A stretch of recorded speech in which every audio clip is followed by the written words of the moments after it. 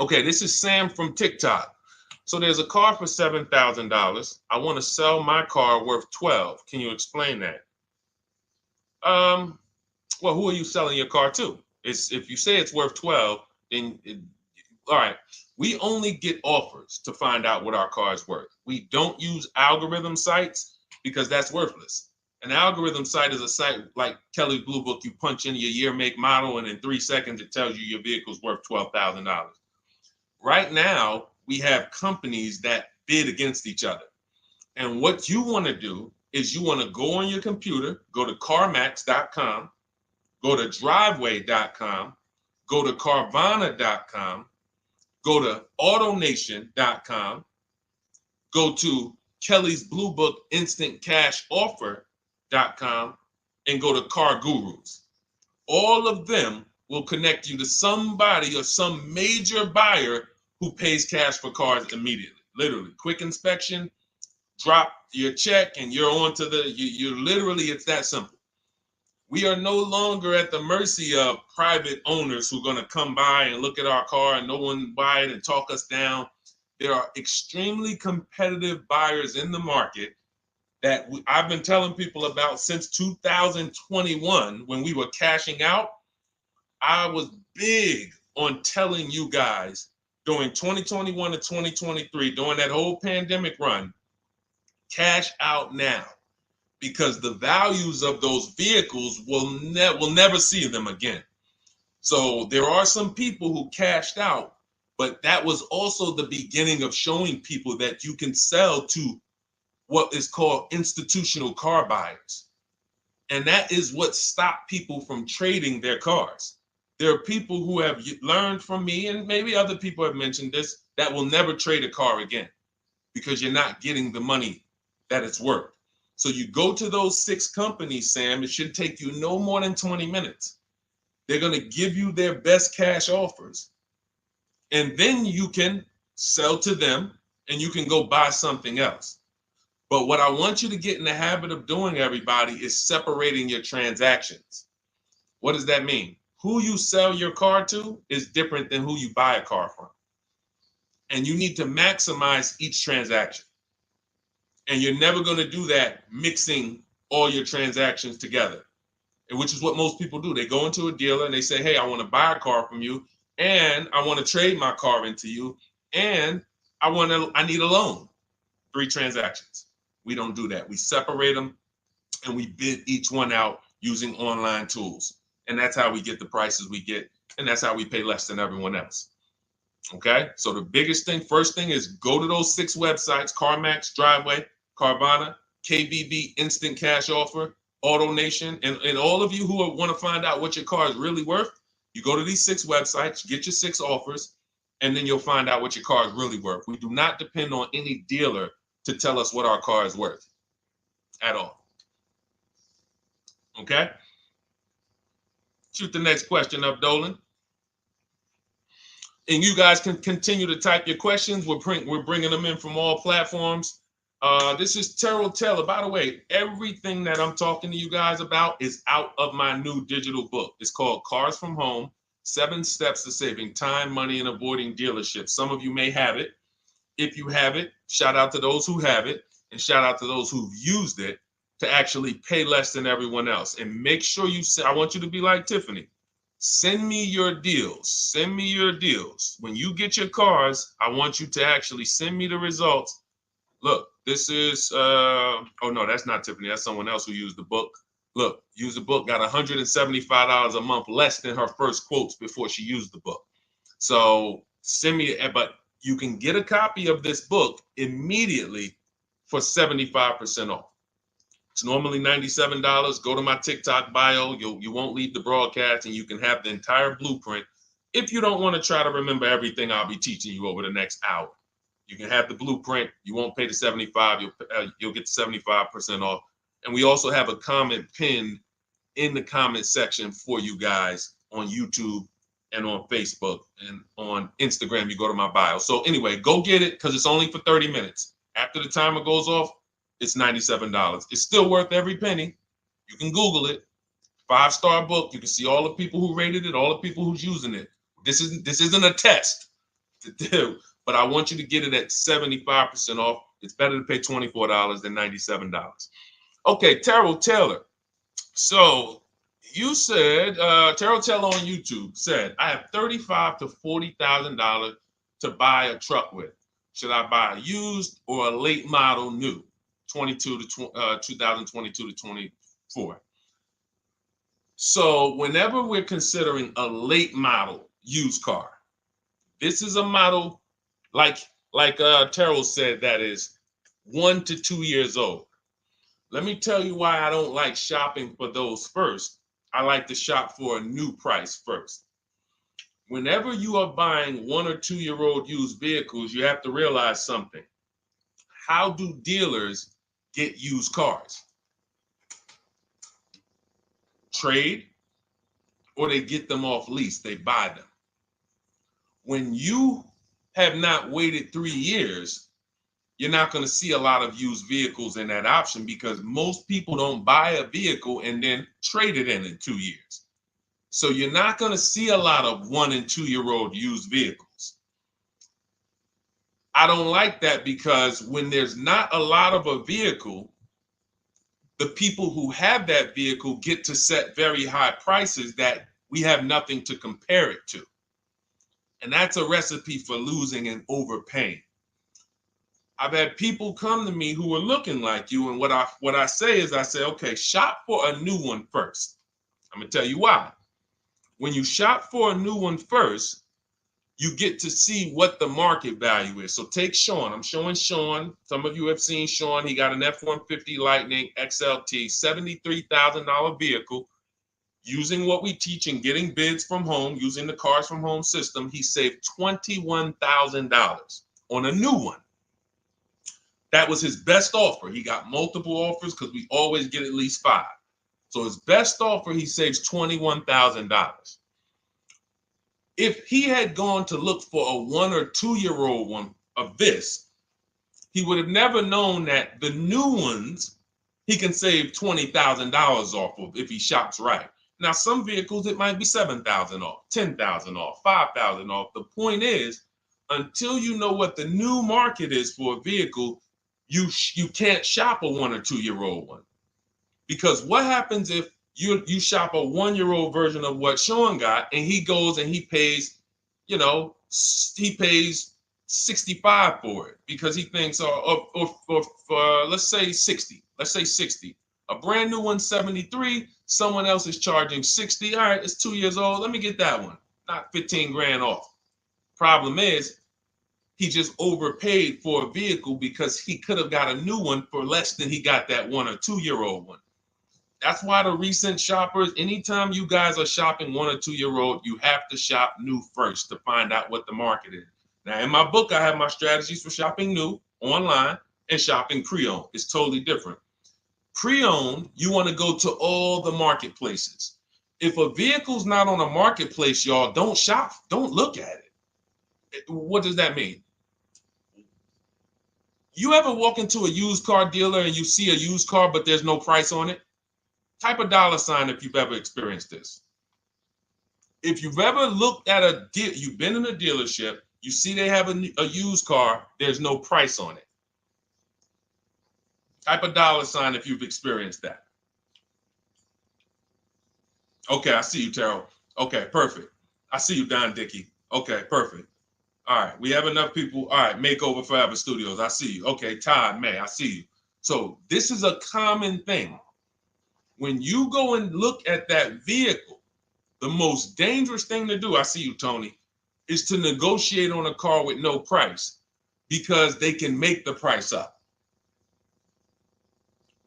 When a car is on a marketplace like cars.com, carfax.com, carguru.com, carvana.com, carmax.com, these are all the marketplaces we shop for used cars at once. It's like a big round robin for us.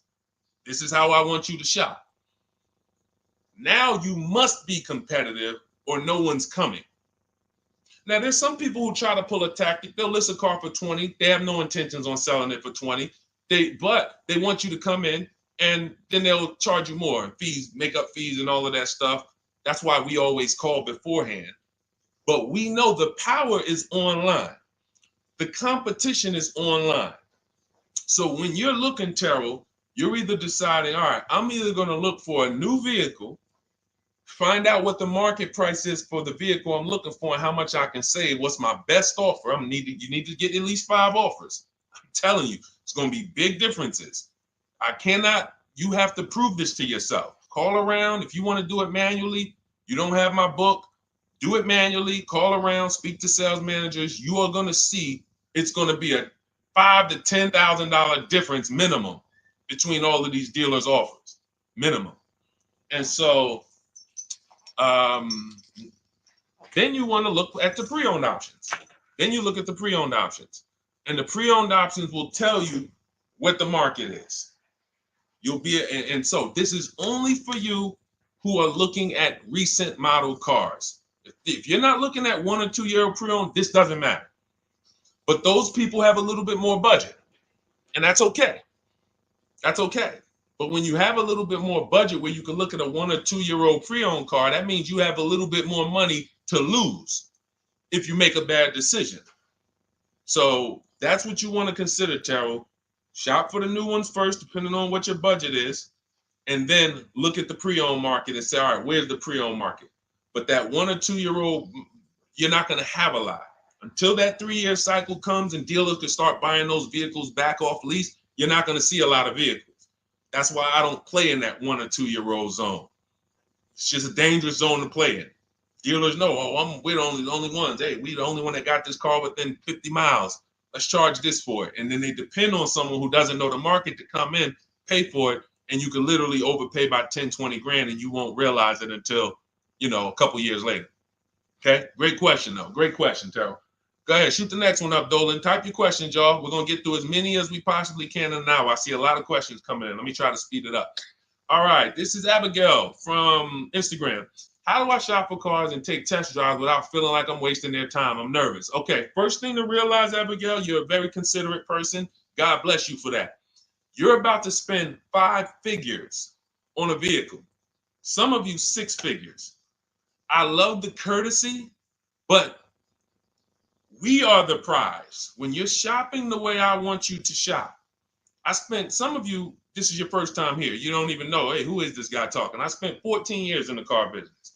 5 years with Mercedes, 5 years General Motors. I've been helping people buy cars and get below market deals since 2019, education-wise. I love it, but you deserve the experience. If you were walking into the mall to spend 15 grand, let's just call it 15 grand. How would you want to be treated? Like royalty, right? Right? So, but I'm going to answer your question, but I need your mindset. A lot of what we're discussing is going to be the right mindset. You are the prize. That's why I don't want you going to dealers begging for discounts anymore. I want you sitting at home making dealers bid. This is how we do test drives on new cars and leases. New cars and leases. This is how we do test drives. I have it in my book because it's that serious. You're either going to have a great test drive or you're going to have a horrible test drive experience.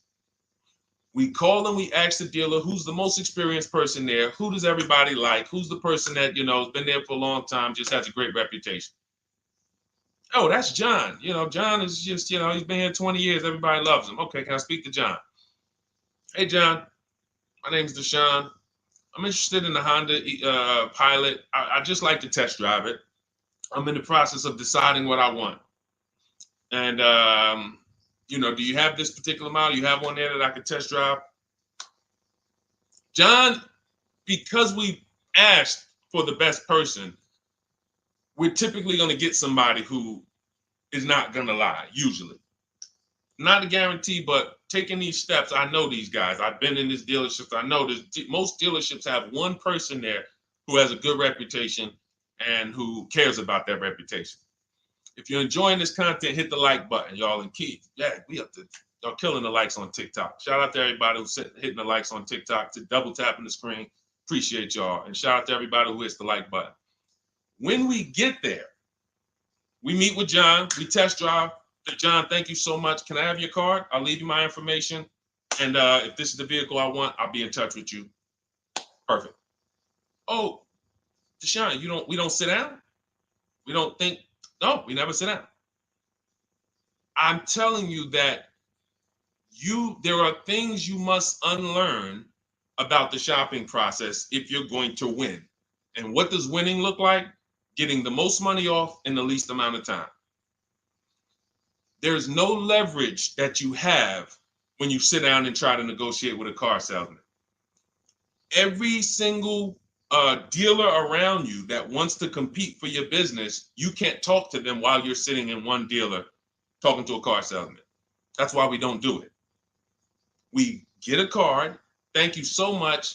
Listen, if this is the one for me, I'm going to give you a call. Simple. Pressure's off. There's no pressure in our system. You can't pressure us. That's what I want you doing. New cars, leases, that's how you test drive. 20 minutes, you're in and out. And I'm a car salesman at heart because that's what I am by profession. I would never develop a system that would allow you to waste car salesmen's time. I just wouldn't do it. I developed a system that when our people go get cars, look at Ansley.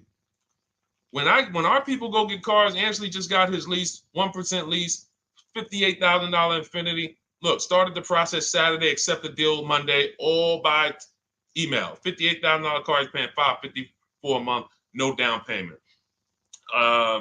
We have tons of these. None of these people spent, look at Jared, lease like a boss, $569 a month down to $520, Volkswagen Tiguan, no money out of pocket. Let's go to a purchase. Pierre, pre-owned car purchase, got his 2022 Mazda, got a 20% discount off the original MSRP. This is 30 minutes. We are not spending more than 30 minutes in dealerships. Who doesn't want to spend more time in dealerships? Type me if you're like Deshone. I don't want to be in dealerships that long. You thought you had to be in dealers to save the big money, right? You thought you had to be in dealers to save the big money. I'm showing you as someone who pays less than everyone and who teaches people to pay less than everyone. Look, Kimberly, $20,000 off a Maserati, shopping from home. Because when you can talk to more people at once, the discounts fly off. And you see that all these dealers want to compete. So what you want to do, the best thing you can do to not waste people's time, Abigail, is to shop from home the right way. Because when you shop from home the right way, you realize it's only a few things you need to be in the dealership for. That's your test drive. I just told you how to set it up. With used cars, we do it at the end. But we're only there for a second. In fact, when you go to pick up your car, they're going to tell you, thank you. This was one of the most easiest deals I ever made in my life. Because you came in, you emailed us, you knew what you wanted, you gave us the information we needed, we made you an offer, you knew what you were decisive. We have all these scripts. By the way, in my book, I have all the email scripts. You don't have to even think about what you're going to say. It's literally copy and paste, copy and paste, copy and paste, copy and paste when we're shopping for new cars and leases. With used cars, before I go to the next question, I want to hit on the used car process.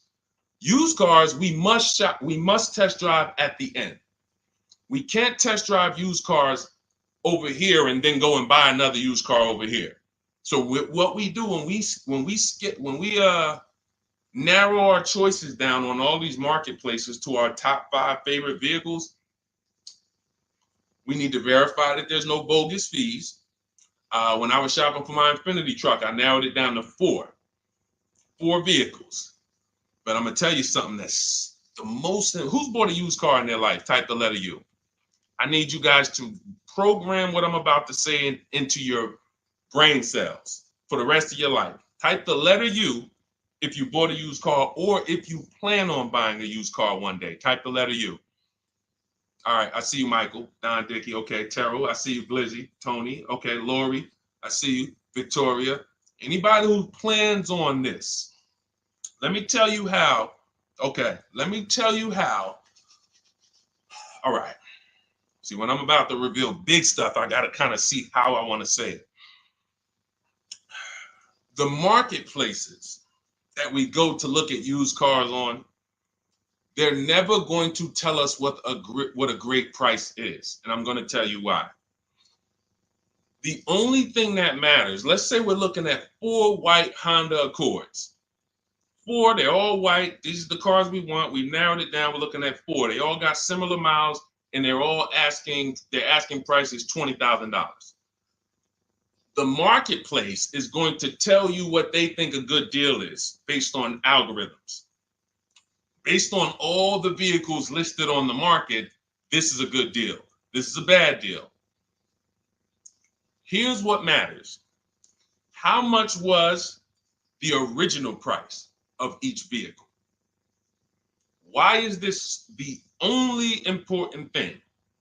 Because if we're looking at 4 white Honda Accords, but one of them was $35,000 when it was new, one of them was $39,000 when it was new, has a sport package, some special technology. One was $31,000 when it was new. One was $29,000 when it was new.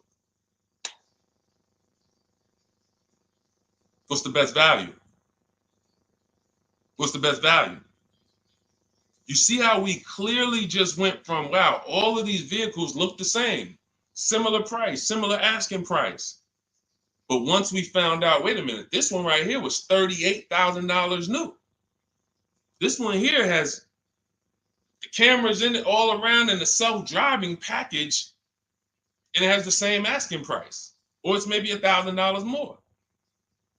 This is what I call the true value discount. The true value discount. And let me tell you why the marketplaces will never tell you this. Because if they advertise the true value discount, someone has to be at the bottom. In other words, when you're looking at Honda Accords, if you could go right to the true value, who's giving me the biggest discount off the original MSRP? That means the car at the bottom, they might be giving you no discount off the MSRP. We saw that during the pandemic. There was people selling, who remembers people selling Toyota Camrys, 3-year-old Toyota Camrys, for the same price as they were when they were new? There was some deal, everyone wasn't. I know a couple dealers, I know a couple general managers who run dealerships who are ethical. And they said, look, I don't care what the market does. I can't sell a used vehicle for the same price it was when it was new. I'm not doing that.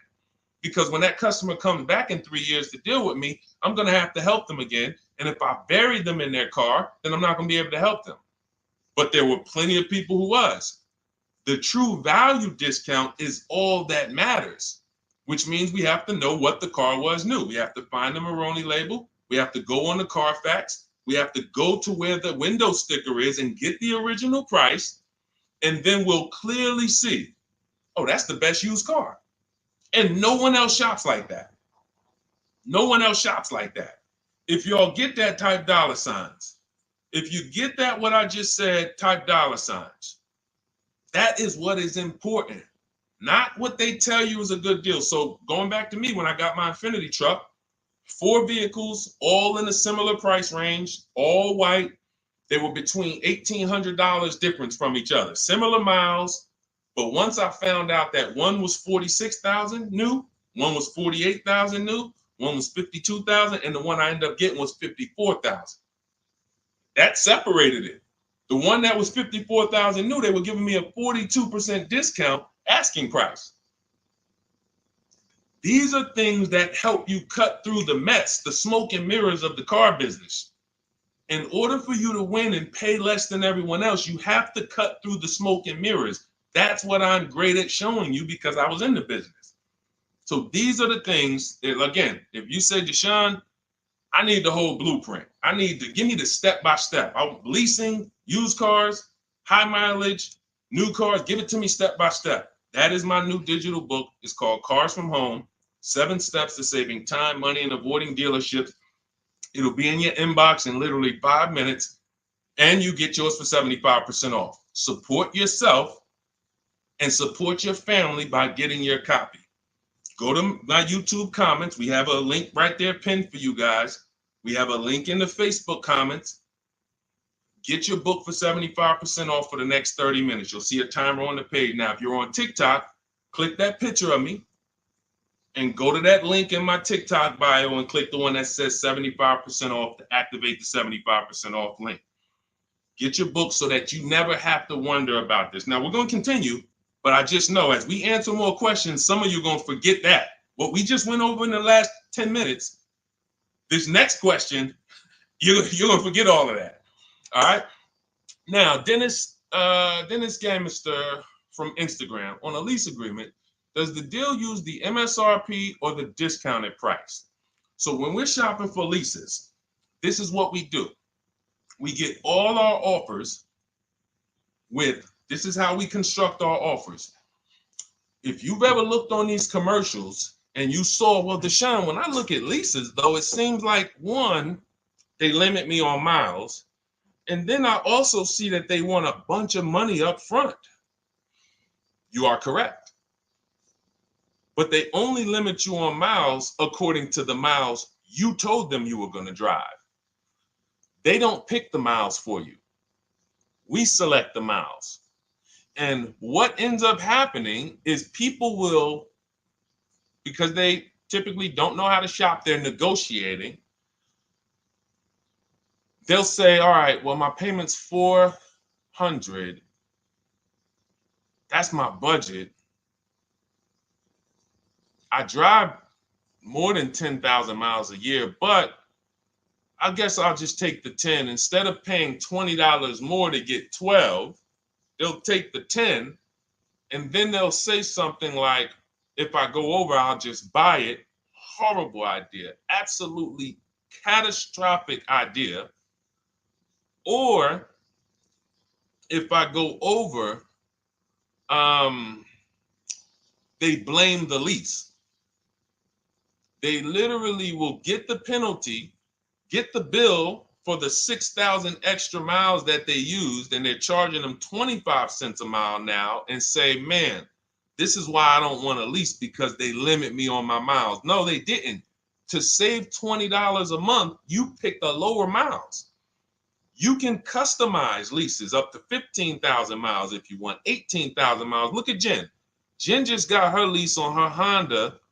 Hold on, where's Jen's lease? She got an 18,000 mile a year lease. Now, the way we shop is 12,000 miles per year, only first month's payment due at signing, and we shop it taxes and fees in the payment. Jen, her best offer on her Honda CR-V hybrid, which is one of the most popular hybrid crossovers in the market, she got $512 a month, 12,000 miles. That's a 1.3 lease. We'll talk about the 1% rule for great lease deals and the 1.5% for overpaying. She gets 1.3. She bumps it up to 18,000 miles per year. But look how much more, y'all. $50. So for $50 more a month, she, instead of driving 12,000 miles, she gets to drive 18,000 miles. And she gets to drive as much as she needs to for $50. Versus her saying, you know, I'm going to take the 12 knowing I don't drive 12, and then I'm going to get penalties and, again, blame the lease. The lease is custom. And the first time I learned about high mileage leases was when I was working at Hyundai. I was a manager at Hyundai for a short period of time. It was a highway dealer. The guy ended up going to jail. It was typical, like, you know, I've worked in some dealers, some phenomenal dealers, but this one was like, if you ever could imagine the prototypical highway scam dealership, I mean, this was it. So I was only there for 6 weeks, but I was a manager, and what I saw was I was taking care of this guy's lease who was just finished with it. He had 72,000 miles on it, and I went out there and I said, wait, you leased this? 72,000 miles? He said, yeah, I always lease now. He said, I used to come in every time I bought a car, my negative equity was ridiculous, $15,000, $10,000. I had to keep writing these big checks. And I just said, you know, let me switch to leasing. A customer taught me about high mileage leasing. That's why when I say car salesmen aren't trained, they're not trained. We learn things by intuitiveness and curiosity, and you know, we're not trained on finance and insurance and leases versus buying, none of that. You know, so anyway, I said, wow. And so I looked at his payment. This guy is only paying like $175 more a month, not even, to drive 25,000 miles a year. So if a normal Hyundai lease was $299, he's paying $450, $475, and he's driving 25,000 miles a year. Boom, drops it off, Boom. No negative equity, none of the trash that most high mileage drivers are dealing with. So when we are shopping for a lease, we have to shop with our template. Whenever you're getting your lease quotes, it's 12,000 miles a year, first month's payment only due at signing, taxes and fees in the payment. Assume tier 1. That's what we blast out. In my book, I have something called the 25 to 5 strategy. We connect with 25 dealers online. You use my email scripts, copy and paste. We're going to get 5 offers. This will take you. You saw Ansley. He said, I started it Saturday. By Monday, I accepted a deal. This doesn't matter. This is a 24, 48-hour turnaround to start getting offers on these vehicles. Now, once we're looking at offers, we take the MSRP. We take the monthly payment. We divide it into the MSRP. So let's just say we're shopping for a vehicle. It's $40,000. One of our offers is $400 a month. $400 a month. No money due at signing, just $400. We drive off. We divide that into the MSRP, not the selling price, the MSRP. So now we divide that into 40,000. We can see and we multiply by 100. That's a 1% lease. The 1% lease rule has been around for the last 20, 30 years. If you could lease a vehicle and the offers is under 1% of the MSRP, it's a steal. Great value. Because a $40,000 vehicle with no money down to buy would cost probably $800 a month on a 5-year loan. So it's incredible value. It's a steal. You don't have to worry, am I overpaying? Nowhere near. You're still in the vehicle. And we have some people who shop from home using the car. If you're Deshone, do those deals really exist? If you're on YouTube or Facebook, you can see right now, look, Greg got a 1% lease on his Kia EV6 Win, $527 a month, $56,000 vehicle. Look, Zafrina, $579 a month, $65,000 vehicle. Ansley, you saw Ansley's Infinity. Rosalie's Infinity truck. Right here. Look, it's paying $592 a month, $59,000 vehicle. 1% lease deals are out here when you know how to shop. Now, that's a steal. That doesn't mean that's the best. That doesn't mean, if I can't get a 1% deal. In order to get a 1% deal, you have to not just shop. You need major support from the manufacturer. The lease program has to be good. The rebates have to be good. The residual value have to be good. The money factor, which is the interest rate, have to be good. There's a lease program that no dealer can control. So when we get these offers, that's how we're judging them. Divide the monthly payment into the MSRP. In my book, I have a calculator that I created where we put all our offers into it, and then it spits out what we call counter offers. So we get 5 offers, 7 offers. We put them all into this calculator I created. Again, this is the best $24. If you get there for $24 before that 30-minute timer and you get your copy, it'll be the best $24 you ever spent. I hold myself accountable to that. You can Google the book and read the reviews. There's software that we created that that's how you're judging your leases. You're looking and you're comparing to the 1% rule. Now, when you get to 1.5%, we can't make those deals. We're paying too much for a vehicle that we're giving back. We have to see, there was no indicator before I created the 1.5% rule. As much as I love educating people on leases, the only people who should be leasing is if you're not keeping your cars 8 years. All of you long-term people who you keep your cars more than 8 years, don't think about leasing at all. You should be shopping for below market purchases. But if you're not keeping your cars 8 years, you're losing thousands of dollars not leasing cars. Depreciation is where you lose. Resale value is where you lose. So the 1% rule is what our anchor is, but 1.2 is great value. 1.3, great value. 1.4, good value. 1.5, good value. Anything over 1.5, now we're paying too much for a vehicle that we're giving back. So that's how we're judging. That's how we're judging and comparing our lease offers. And with the calculators that are in my book, you can literally do this in seconds. This stuff, these mathematical things that used to be complex, even hard for me to explain, when you're using the stuff in my book and you're seeing, wait, There's calculators I can do this. Boom, boom. Why don't these calculators exist on Google? Because anything that makes dealers compete, they're not going to make for you. They'll make stuff for you that allows you to see more and do this and make it easier and faster and connect to get a loan quick. But competition, any tools that create competition, they're not going to make those for you, because that's where the real money comes off when you make dealers compete. Okay, so you want your copy of Cars from Home, 7 Steps of Saving Time, Money, and Avoiding Dealerships. Click the picture of me on Instagram or TikTok. It's going to take you to my bio. You won't leave the broadcast. Click that link, and then click the button that activates the 75% off, and you'll have 30 minutes. Once the timer goes to 0, the $97 price is what you have to pay if you want it. It's up to you, but $24 is much better than $97. $97 is still a great price. I have no doubt that you guys would write me, especially the more you use this. 1, 2 cars, 3 cars. You get 1 lease this year, a used car next year, a new car about 4 years, and Deshone, what about when websites change? What about, this is an online system. Websites go out of business. Vroom went out of business. They were in my book. We used to get bids from them to sell cars to them. When we were shopping for used cars, they were in my multiple marketplace strategy. They went out of business. I went right into the master file, updated the 9,000 people that had a book. It was probably like 2,000, 3,000 at that particular time.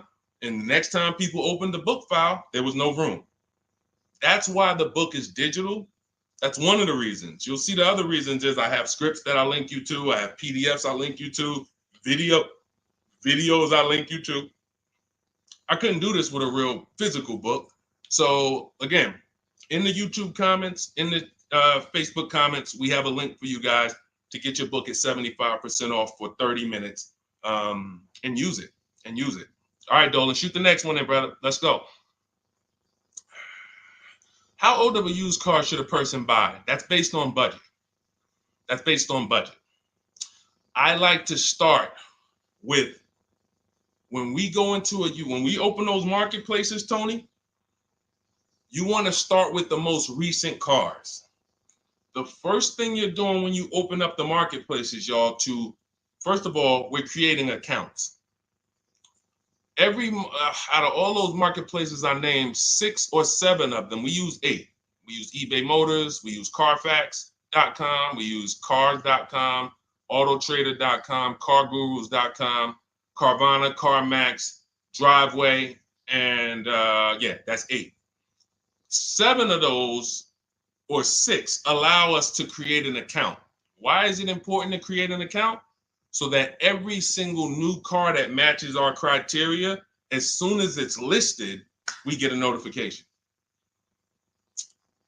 The people who have that notification on, most of them don't know how to assess the market like I'm showing you. So even if they get a notification that the car was just posted, they're not going to have the information to take advantage of it. They're going to hesitate. What we do is, the first thing we do after we create our account is we're now assessing the market. Where's the low prices? Where's the high prices? And I'll usually go 3 years back, sometimes 4 years back, and let's assess the market. Now, I have another calculator in the, matter of fact, let me show this to you guys. I have another calculator. It's called the Perfect Budget Calculator. The Perfect Budget Calculator. What this does, you guys can't see this on YouTube, but you can see it on you can't see this on TikTok. But if you go over to YouTube, Facebook, or Instagram, you'll be able to see what I'm sharing right now. Now, what often happens is, let me share this. Hang on. Boom. Okay. So now what often happens is, a lot of you will say, I could put down $2,000, but, if I don't have to, then I won't. Or, if you get a car and you pay $15,000, if you pay $500 a month for 5 years, that's a lower price you paid than paying $500 a month for 6 years. So ways to manipulate our budget is to shop within our budget for a shorter loan. This is all stuff where I said, okay, people don't know they need to be doing this. So let's make a tool that does it for them. And this is, you get access to this when you get your copy of Cars from Home, my book.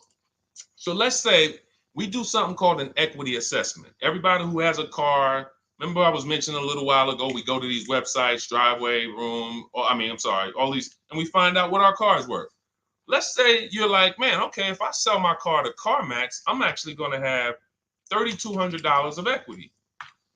All right, so when I sell, I'm going to put that into my budget. All right, now max, my down payment, max I could comfortably do is $1,500. That's max. Now, we use the average interest rate, and in my book, I give you a link to see what the average interest rate is at the particular time you're going to be shopping. Let's just say it's 6.9. Now, we enter a comfortable monthly payment. Let's say you're like, all right, I don't want to go any more than $425 a month for 6 years. That's my max. You enter your state so we can pull the taxes and we can pull the fees. New Jersey, calculate budget goals. Now it's going to ask you a comfortable monthly payment on a 5-year loan. You might say, all right, same thing. I still don't want to go over 425 no matter what. Perfect. What this does is create multiple goals. And it creates multiple goals. It creates a starting point. Now, if you find a car at this price, $18,776 or less, you can do a 5-year loan, use none of your equity, so this will go in your bank, and use none of your down payment. Now, next goal may be, okay, $22,000 or less. 6-year loan, no equity, no down payment. So the first two goals are no money down goals. If I find a car anywhere in these price ranges, I can do these deals, no money down. Now, this is one where I use my equity, but no down payment. Goal number 4, I use my equity for a 6-year loan, no down payment. Now, goal number 5. Now you can see the price of the car is getting higher. Use equity, use my use equity and down payment, but it's 5-year loan. And then here is your max budget. Your max budget, which is fine.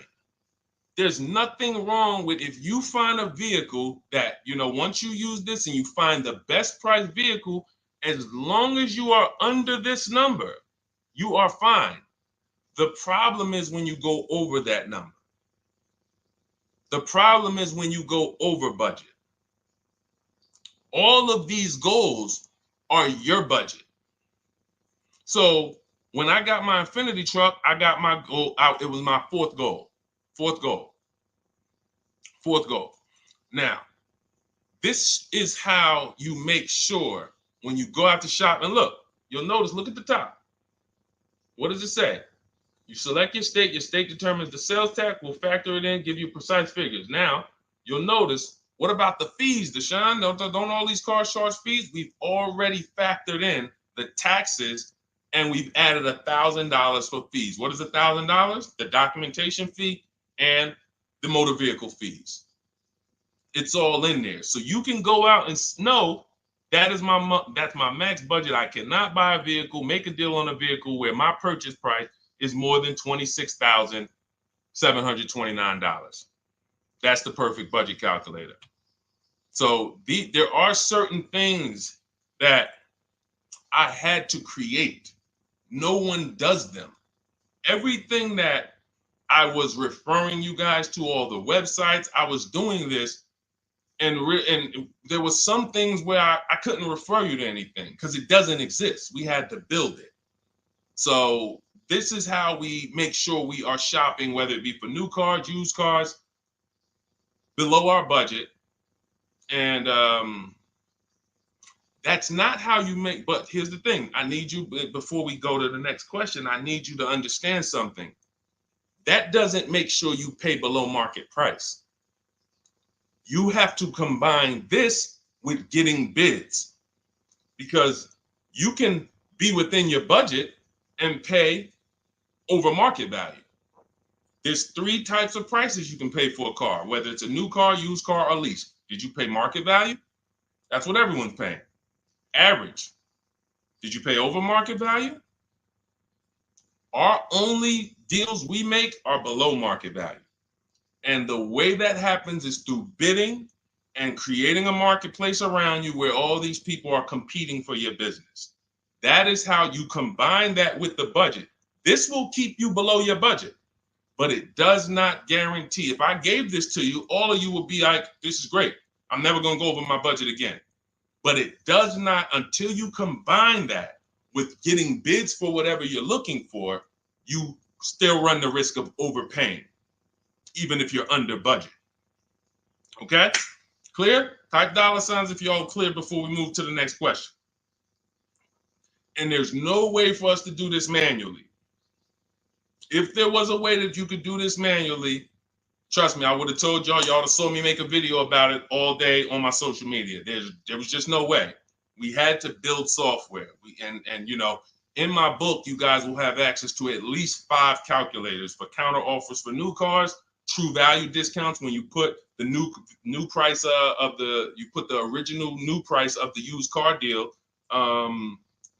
whatever used car you're buying, you put the new car price in, and then you put in the asking price, and it tells you the true value discount, perfect budget calculator. We have at least 5 softwares that I've custom built, and you know, to make sure you guys get great value. So again, you know, I didn't want to be the person who said, you know, you guys know, there's plenty of people who be like, man, the value I'm giving you guys, I'm gonna charge $2.99 for the book, whatever. The people who pay, they'll save the money.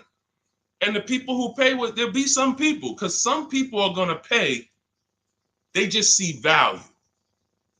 Poor people look at cost. Wealthy people look at value. People who are into financial literacy they don't ask themselves, how much does that cost? They ask themselves, what's the value I'm getting from that? And I could have said, well, you know what? I'm going to help you pay less than everyone on new cars, used cars, leases. We'll do $200, $300 for the book. And I only want to sell it to 1% or 5% of the pie. But at the end of the day, my mission is to help as many people want to be helped. And so that's why I said, okay, $97. But even our welcome offer, you got a chance to get it for $24 if you get there before the 30 minutes is up. Okay? YouTube link, get your copy. And make sure you save the support email, guys. If you see it scrolling across the screen. If, for instance, you don't get your book in 5-10 minutes, it's usually because you typed your email wrong. Reach out to my support team. They'll get you the book immediately. And soon as you pay, go to TikTok. Look, y'all see the links. Go to my bio on YouTube and Instagram. Get your copy. And as soon as you pay your $24, there's going to be a page that says screenshot this page. Right on that page, you can access your book. I want you to have the book immediately, but I also, in case you know, some of you type wrong, big thing, you know, we fat finger stuff. I want you to have the support email so that you can reach out to my team so we can make sure that book is in your inbox so you can use it and start saving money and building confidence. Okay, Dolan, next question, man. Let's keep it rolling. Okay, there's something about Mary on Instagram. I bought a car as is, and in less than a month, motor lock, can I sue for selling me a lemon? I'm not a lemon law attorney, but that is not what a lemon law case is based off of, in my understanding. Lemon law case is based on you buying a vehicle and the same thing continuing to go wrong at least 3 times. You know, that's a general overview of, you know, what the lemon law process is. And if y'all are enjoying the broadcast on TikTok, can y'all just double tap the screen and keep running those likes up? Every time y'all do that, y'all help TikTok bring more people here, and I appreciate it. If you're going to spend some time with us and, you know, every time just you hear something you like and you're like, man, we got to share this. Oh, and shout out to Madhu for sharing. Here's the thing. I made a video about this the other day because a friend of mine got a used vehicle and the transmission went out on him in about a month. So it wasn't the engine. But when you buy a vehicle as is, it's very tough for you to have any recourse, anything that you can do, because you're signing a contract that specifically says as is. It's very tough. What I would do if I was you, because the damage is done. I just found out what it would cost me to put a used engine in the vehicle, rebuilt in a used engine. You know, salvage yard. You need to, and especially if you're buying cars that you're paying cash and you're buying as is cars. These are probably cars that are under 10 grand, 12 grand. You need a mechanic. See, because that's a strategy. There is a great strategy called buying inexpensive cars and having a local mechanic so you could do what's right. Oftentimes you could drive those cars for a year or two and sometimes sell them for what you got for them because you've outlived the depreciation. Those cars are not depreciating as much unless you overpay for them. If you overpay for it, then it's going to drop because you overpaid for it. But if you pay a great price on some of these vehicles, you can oftentimes win with this, but it requires skills. One of the skills is, how do I avoid engine issues, transmission issues? So a couple things for those of you who may be going this route, you need to narrow your search down thoroughly based on title history, service records, accident history. That oftentimes you'll see, if I typed in right now 2018 Subaru Outback longevity. That's one of the things we do. It's in the 4th step of my book. Before we get prices on anything, we do a quick 5-minute search to make sure these aren't bad cars. There are bad cars out there, but there's data that shows us. If I type that in, it'll tell, okay, these vehicles are known for lasting 100,000 to 300,000 miles, depending on how they're maintained. That means you could have a quality vehicle, but if it wasn't maintained correctly by the first owner or owners, it's going to break down. The life cycle is cut short. These are preventable mistakes by simply checking Google. Now, we narrow these things down based on title history, service records, accident history. Once we do that, I don't mind buying a 10-year-old. I bought a car that was it's my around the city car. I drive it probably 200 miles a month. I bought it from a owner in South Orange. He was a 98-year-old man. He's had it for 10 years and he knew everything about it. He leased it for 3 years, then he bought it. So he's really had the car for its entire life cycle. That's what you want because you're able to look and see the service records. I don't mind. We have to take the risk off of ourselves, and the risk off of ourselves with used cars to prevent ourselves from buying these used cars that are breaking down on people and they're always in the shop and, they're dying on the road and you got to keep the tow truck on speed dial. It's simply a matter of checking to see the reliability records of the car, which is easily accessible on Google, the way I just said, and then making sure the one we get was actually maintained correctly. And that's going to give us the best chance of having a great experience. These are the steps we must take. But in your particular case, there's probably, I don't think you have a case. You can certainly reach out to a lemon law attorney. I don't think you have a case at all. I think because it's buyer beware with cars. It's buyer beware. That means it's on you. If something goes wrong, it's on you. And so what I would do is I would find a local mechanic that I trust, that everyone loves in the neighborhood, and I've been there for 10 years, 20 years. And I would say, listen, can you find out what it would cost me to put another engine in this vehicle? My father did this on his GMC Envoy about 6 years ago. It was a 2008 Envoy. The engine went out on him. He put a new engine in the vehicle. One of the best $2,000 he ever spent, $2,000 or $2,500, whatever it cost him. They put a new engine in that vehicle. He still has it. He's about to sell it for about $4,000. He's had that vehicle from 2013. Think about that. A lot of people, engine goes out, they sell the car. It's worthless now, so they take the loss. Meanwhile, man, let me come up with $2,500 and I still got no car payment for the next 6 years. We don't need to be so quick to go replace our cars. If we follow these strategies, we can actually, I love to see more people doing that. Just go fix the car. But don't go to the dealership to fix it when they tell you, hey, the engine's gonna cost $10,000. And what does the dealership say, y'all? When you have these major issues and the dealership tells you the transmission is $7,000 and a new engine is $10,000, what's their suggestion? What's their suggestion when they tell you that? Because they already know you're gonna be like, yo, what the heck? I can't pay all of that. What's their suggestion?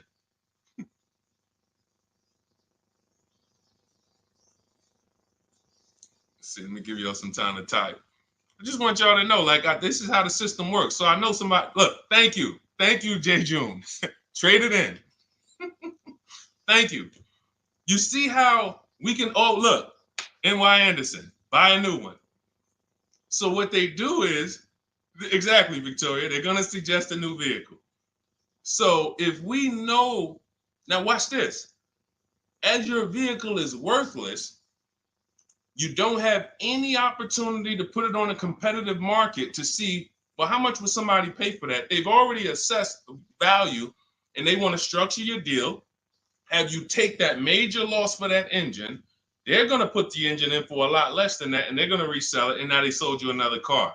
When you could have just literally went to a mechanic, got a rebuilt or got a used engine, put in that vehicle, cost you $2,500, maybe $2,000. And literally you're on the road for another couple years with no car payment, keeping money in your household versus now I'm in another $400 a month payment. Okay? This is what it's about. And if you're like Deshone, well, I don't want to keep a car that long. We talked about you earlier. You shouldn't be buying cars.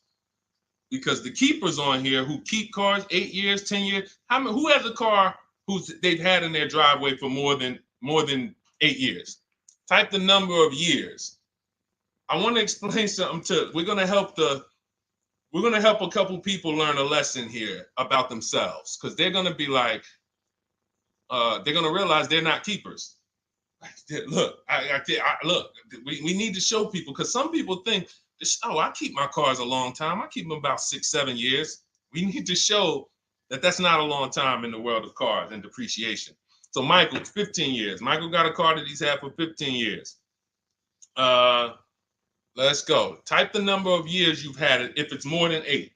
Look, Vancia, 11 years. Let's see. See, a lot of people don't keep their cars. Look, NY Anderson said, I drove my last car 14 years. All right, Connie, 15 years. She has a 2004 Chevrolet. Tony on Facebook, 2006. Now, watch this, y'all. If you ask me, Deshone, what's the way to get the most money out of a vehicle? It's to do what they're doing.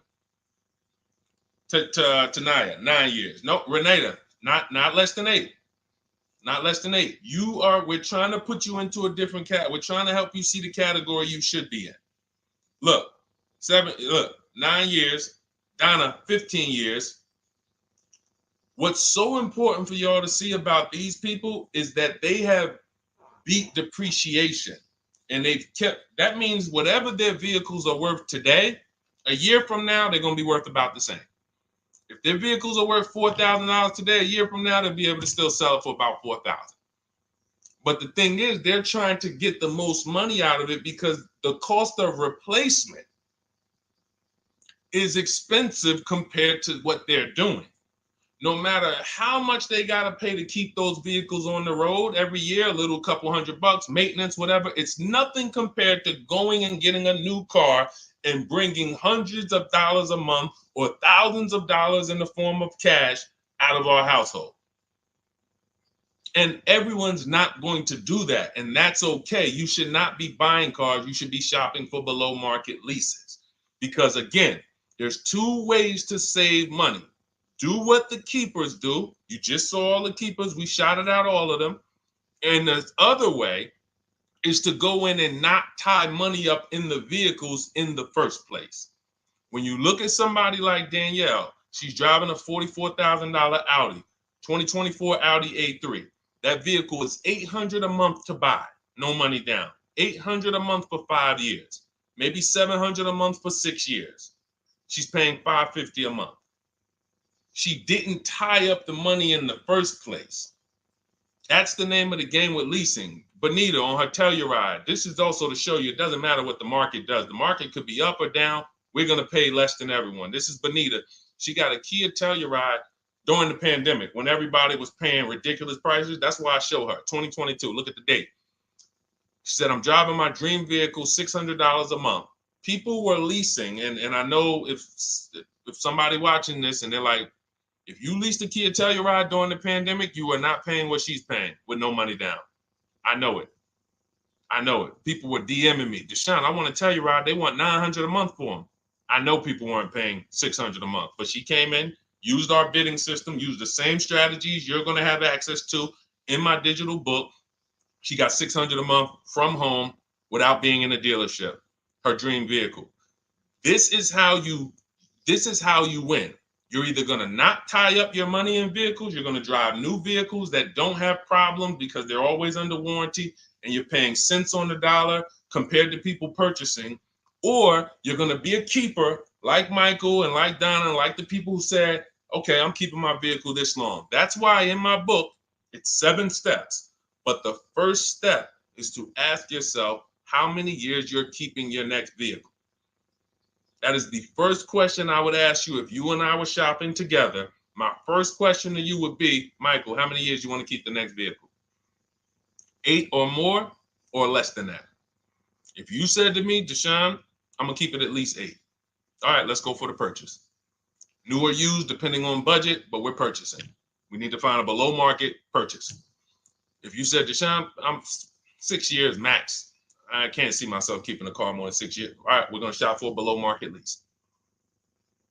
Because the money you're going to spend in a below market lease, when you get these below market lease deals, not commercial leases, not what you see on advertisements. Those are ridiculous prices. We don't pay those prices.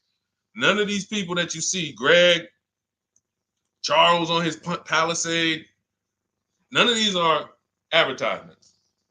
And thousands less. But when you're putting money in the cars and you're driving brand new cars, this is how it was for me when I was 22. This started for me at 22. I was working for Pontiac and I leased a brand new Pontiac G6. It was $256 a month.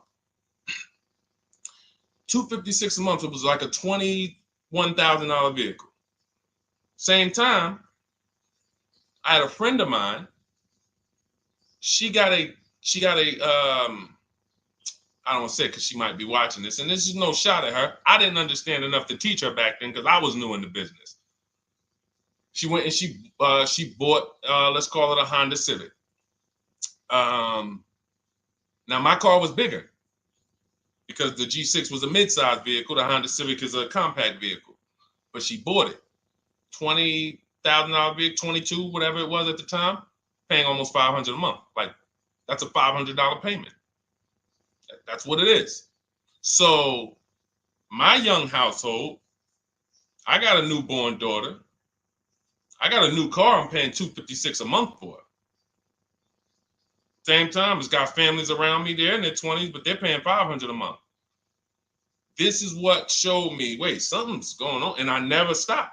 I bought a used car at that time, but since I've had 4 Infiniti leases, I've had a Jeep Grand Cherokee lease, and people always think, gee, you must be paying ridiculous money. I see you get new cars every 3 years, but they don't. I'm driving $40,000 cars, $45,000 vehicles. I never paid over $400 a month. Not one of my lease payments was ever.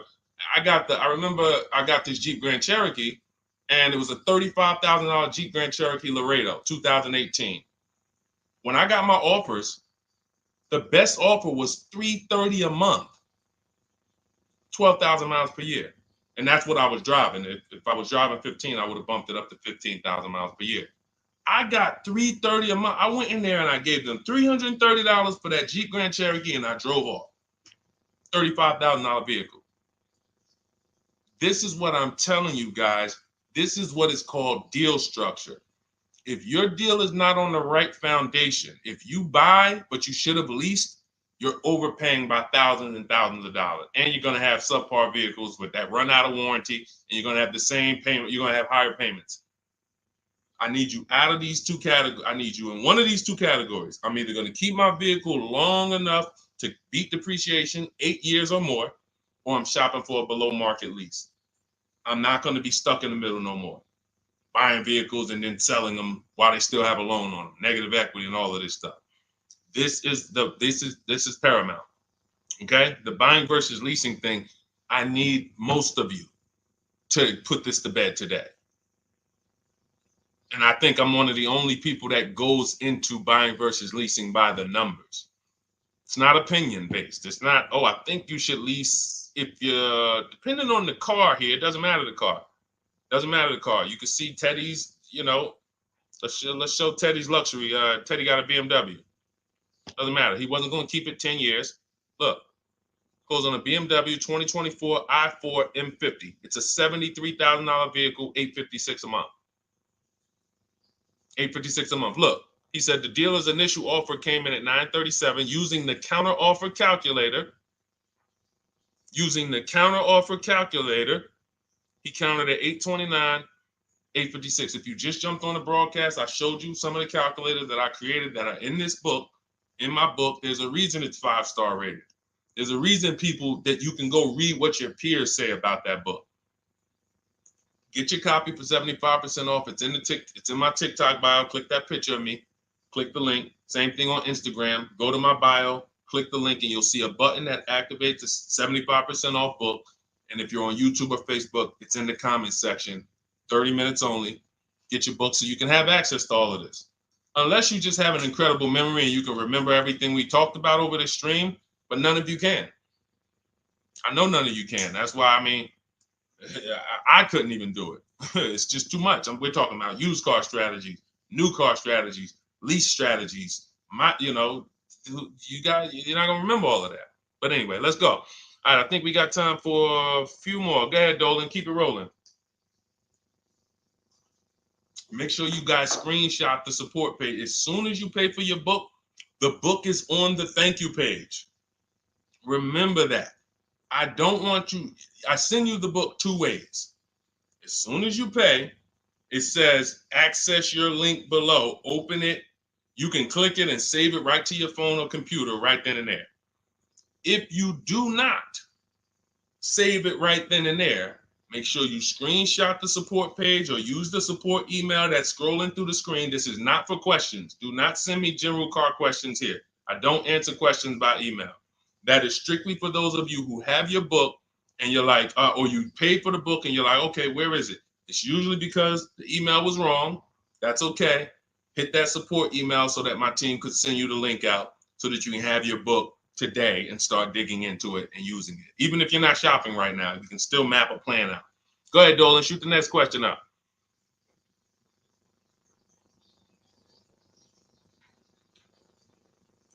All right, this is Victoria from TikTok. Any tips for how I can get the highest trade-in value for my existing vehicle? Of course, bids. Bids. First of all, you just said a curse word. You may not know, but we don't use that T word here because you're never going to get anything. You're not going to get a max value for anything trading. We are fortunate that we have the opportunity to get bids from cash buyers in the market. And I'm not talking about cash buyers like Facebook Marketplace where a person, it's one of your neighbors from your town coming to look at your car. I'm talking about institutional cash buyers. People who cut a check instantly and, they're doing an inspection. That Jeep Grand Cherokee I sold to CarMax, they were the highest bidder 3 years ago during the pandemic. I'm not going to tell you what I made because those values don't exist anymore. So it just doesn't even make sense. But, those of you who were watching my videos earlier 3 years ago or using my tips, you guys cashed out and made ridiculous money. When corporations were trying to make money on people, we made money too. But CarMax won the bid. I went down there. They did an inspection on the vehicle. They came back. Accounting department came, cut me a check. I walked away with a check. That's it. You don't want to trade. You want to sell. You want to break your not even break your transactions. I need you, Victoria, to realize there are three transactions in a car deal. Who you're going to sell your car to, That's one. Who you're going to buy your car from, that's another. Who you're going to get your loan from, that's the third one. Now, you're not always cash buyers. Deshone, I pay cash. Then you don't need that. Deshone, I don't have a vehicle to replace. Then you don't need that. But how do we make sure we get the highest value or the biggest discounts? Bids. Each one, we make the market bid. So when what you should do right now, Victoria, this is step 2 in my book. After we decide whether we're going to buy or lease our next vehicle, that's step 1. Then we move to what is called the equity assessment. We need to find out, do we have equity or negative equity? Equity assessment. We call our bank. If we have a loan, we find out what our payoff is. Then we're going to go to carmax.com. I'm going to give you the 6 companies. This is the equity assessment process. We do this for leases too. I don't know if we have time to go into that, but I'm sure there's people on here who didn't know you could sell a lease. Type a question mark if you didn't know. Deshone, what do you mean selling leases? I never heard of that before. Type a question mark if you didn't know you could sell leases. We have an equity assessment process for that too. But what you would do is you go to CarMax, Driveway, Carvana, Kelly's Blue Book Instant Cash Offer. This takes 20 minutes. Auto Nation, Sell My Car, and Car Gurus, Sell My Car. Car Gurus, Auto Nation, Kelly's Blue Book Instant Cash Offer, Driveway, Carvana, CarMax. 6 offers in 20 minutes. That's bids. See, everything we do is a bid. That's how we have peace of mind. We don't negotiate. We make people negotiate with each other. There's 2 schools of thought. I want to remodel my kitchen. I want to remodel my whole kitchen. I go in and I have 5 people come out to give me a quote. One of them comes in and I start negotiating with them. Hey, you got to take less. Yeah, you got to take less. You got to take less. I don't know if it's a good price or not. But when I come in, the first person comes in, I say, hey, okay, great. Is this your best offer? I'm having a couple other people come by. Oh, okay. Okay, thanks a lot. Next offer? Oh, next offer? Oh, well, listen, look, I could beat that. Oh, I'll give you another 5,000 off. They're competing against each other. When someone knows you are shopping their competition, you're making them compete with each other. They're negotiating with each other, not with you. That's a bar. Type of exclamation point if you got that. When people know you're making them compete with their competition, they're negotiating with their competition, not with you. That's the power of bidding. That's why we got grandmothers and single mothers that can come in and do this. That's why we got people who can come in and do this. You know, how are people getting these prices? Not negotiating, because they're making people negotiate with each other to earn their business. They're making banks negotiate with each other to earn their business. It's a beautiful thing. Banks and dealerships depend on you not making them compete. They want to negotiate with you and try to make you imagine and make you think, well, that's the bottom. That's the bottom. And you think that's the bottom, but that's only their bottom. Their competition's bottom is different. Their competition's best interest rate is different. Their competition's best discount is different. And why is what we do so easy? Because we're right here in our houses. That's why our entire system, our company, my book, our mindset is called Cars from Home. Cars from Home. It encompasses everything we do. Cars from Home. So that's what you do, Victoria. First thing you do is you go to those 6 websites, get your 6 cash offers, and that's going to be higher than any dealer you would ever consider trading the car to. Guaranteed. And this also allows us to eliminate the fake emails we get. All of this stuff is computer generated. I know you guys get these emails. Hey, Deuce, great news. We need your 2016 Kia Optima. We have a customer looking for it. We'll pay you $2,000 over MSRP. Who's gotten those emails? We'll pay you $2,000 over Kelly's Blue Book. Who's gotten those emails? Deuce, the list is CarMax, Carvana, KBB Instant Cash Offer, Driveway, Auto Nation, and Car Gurus. Car Gurus. That's step 2 in my book, the equity assessment process. This is stuff we do before we start shopping. Decide whether we buy or lease is step 1. That's going to put our deal on the right foundation. Step 2 is the equity assessment. Everything we do is a path. It's a clear, easy path. Okay, so yeah, I forgot the question that I just asked, but let's go. I could already tell. See, I could tell when I'm winding down because y'all could tell stuff will start blurring to me. That's why I'm like, see, and if that happens to me, I know it happens to you. Like that's why I'm like, listen, grab your copy of Cars from Home. It's a digital book. You'll have it in your inbox in minutes. It has it's continued updates. I probably updated that book 5 times since we originally launched it. Added calculators to it. Those weren't in it originally. I've added the calculators. I'm committed to making stuff better without being like imagine this. Oh, well, you bought volume 1 of Cars from Home, but I just put a new tool in, guys. Now you're going to get volume 2. And now every time a website changes, you got to get volume 2 and volume 3. And 5 years from now, you're getting volume 9 each time. It's like, no, literally one-time cost. And I can't tell you if that'll be around forever. I can't tell you that. I can't tell you 3 years from now, I'm going to be giving free updates of the book. I don't know. But I know today, that's what it is. Everyone who gets their book, you get free updates as I update the book. Because there's value in that. There's value. I could send an email out to people every 3 years and ask them, hey, did you enjoy the book? They're going to say, hey, yeah. Well, here's the thing. My new version is this. There's value in that. It could just be $24. They're already a believer. Someone who used the book's already a believer. So they'd be like, yo, the new version, oh, I'm about to shop again. $24. I'll pay it again. It's the best money I ever spent. But for now, I'm not doing that. Those of you who have the book, you will get free updates, and we'll keep you on the list to make sure you always get free updates of the book. So your link for 75% off is in the YouTube comments. It's only good for 30 minutes. It's in the Facebook comments, and it's in my Instagram and TikTok bios. Click those links in my bio. Click the button that says 75% off my new book. Get there before the $97, before it goes back up to $97.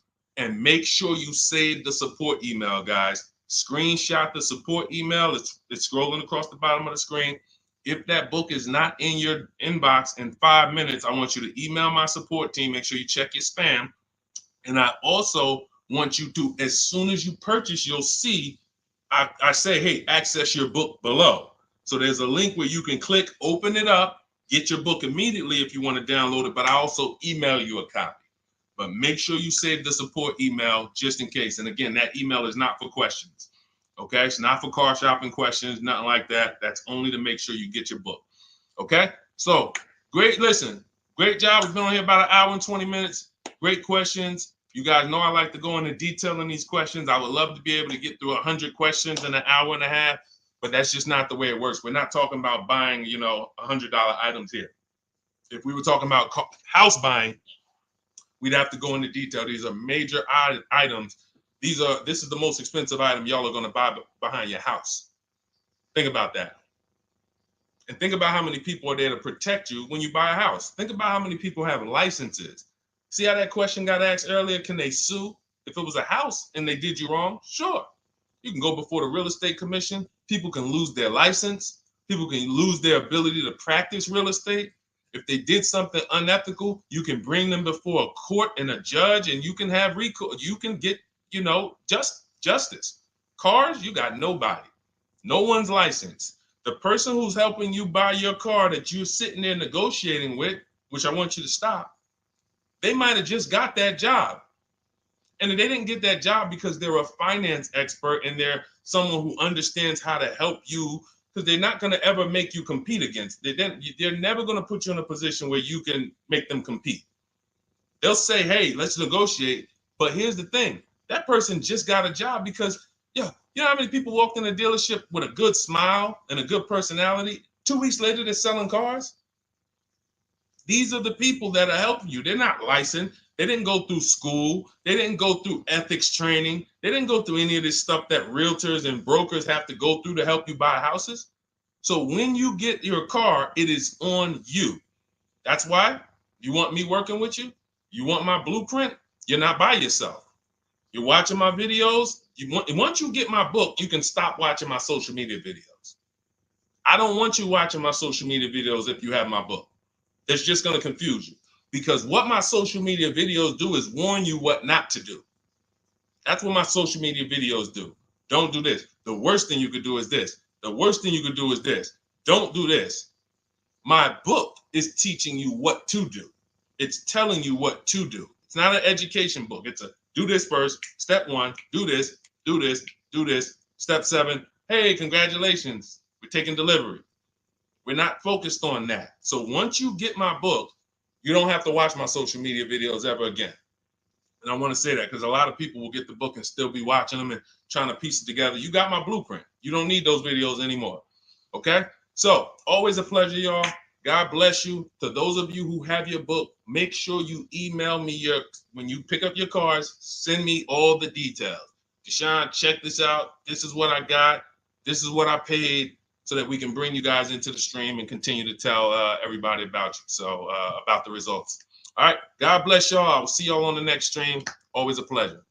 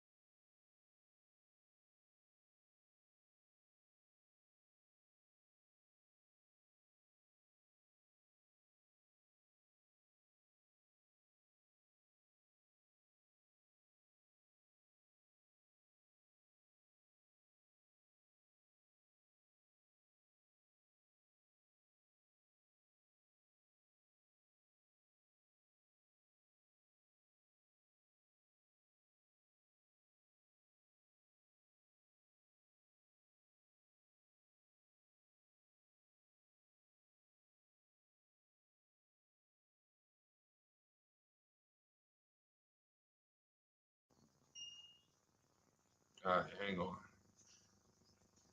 Welcome to Car Shopping Questions and Answers. We are going to be going deep on all your car shopping questions. No question is off limits. And if you don't know me, my name is Deshone the Auto Advisor. We're already up and running on TikTok. We got our first couple questions about to come in, but I need to get back on Facebook because we have to start Facebook, YouTube, and Instagram at the same time, or it's not going to work. So let me it's all good. Stay right there. And I want you guys to start typing your questions. We'll be here for a powerful hour, and I'm just going to go through as many questions as I can in an hour.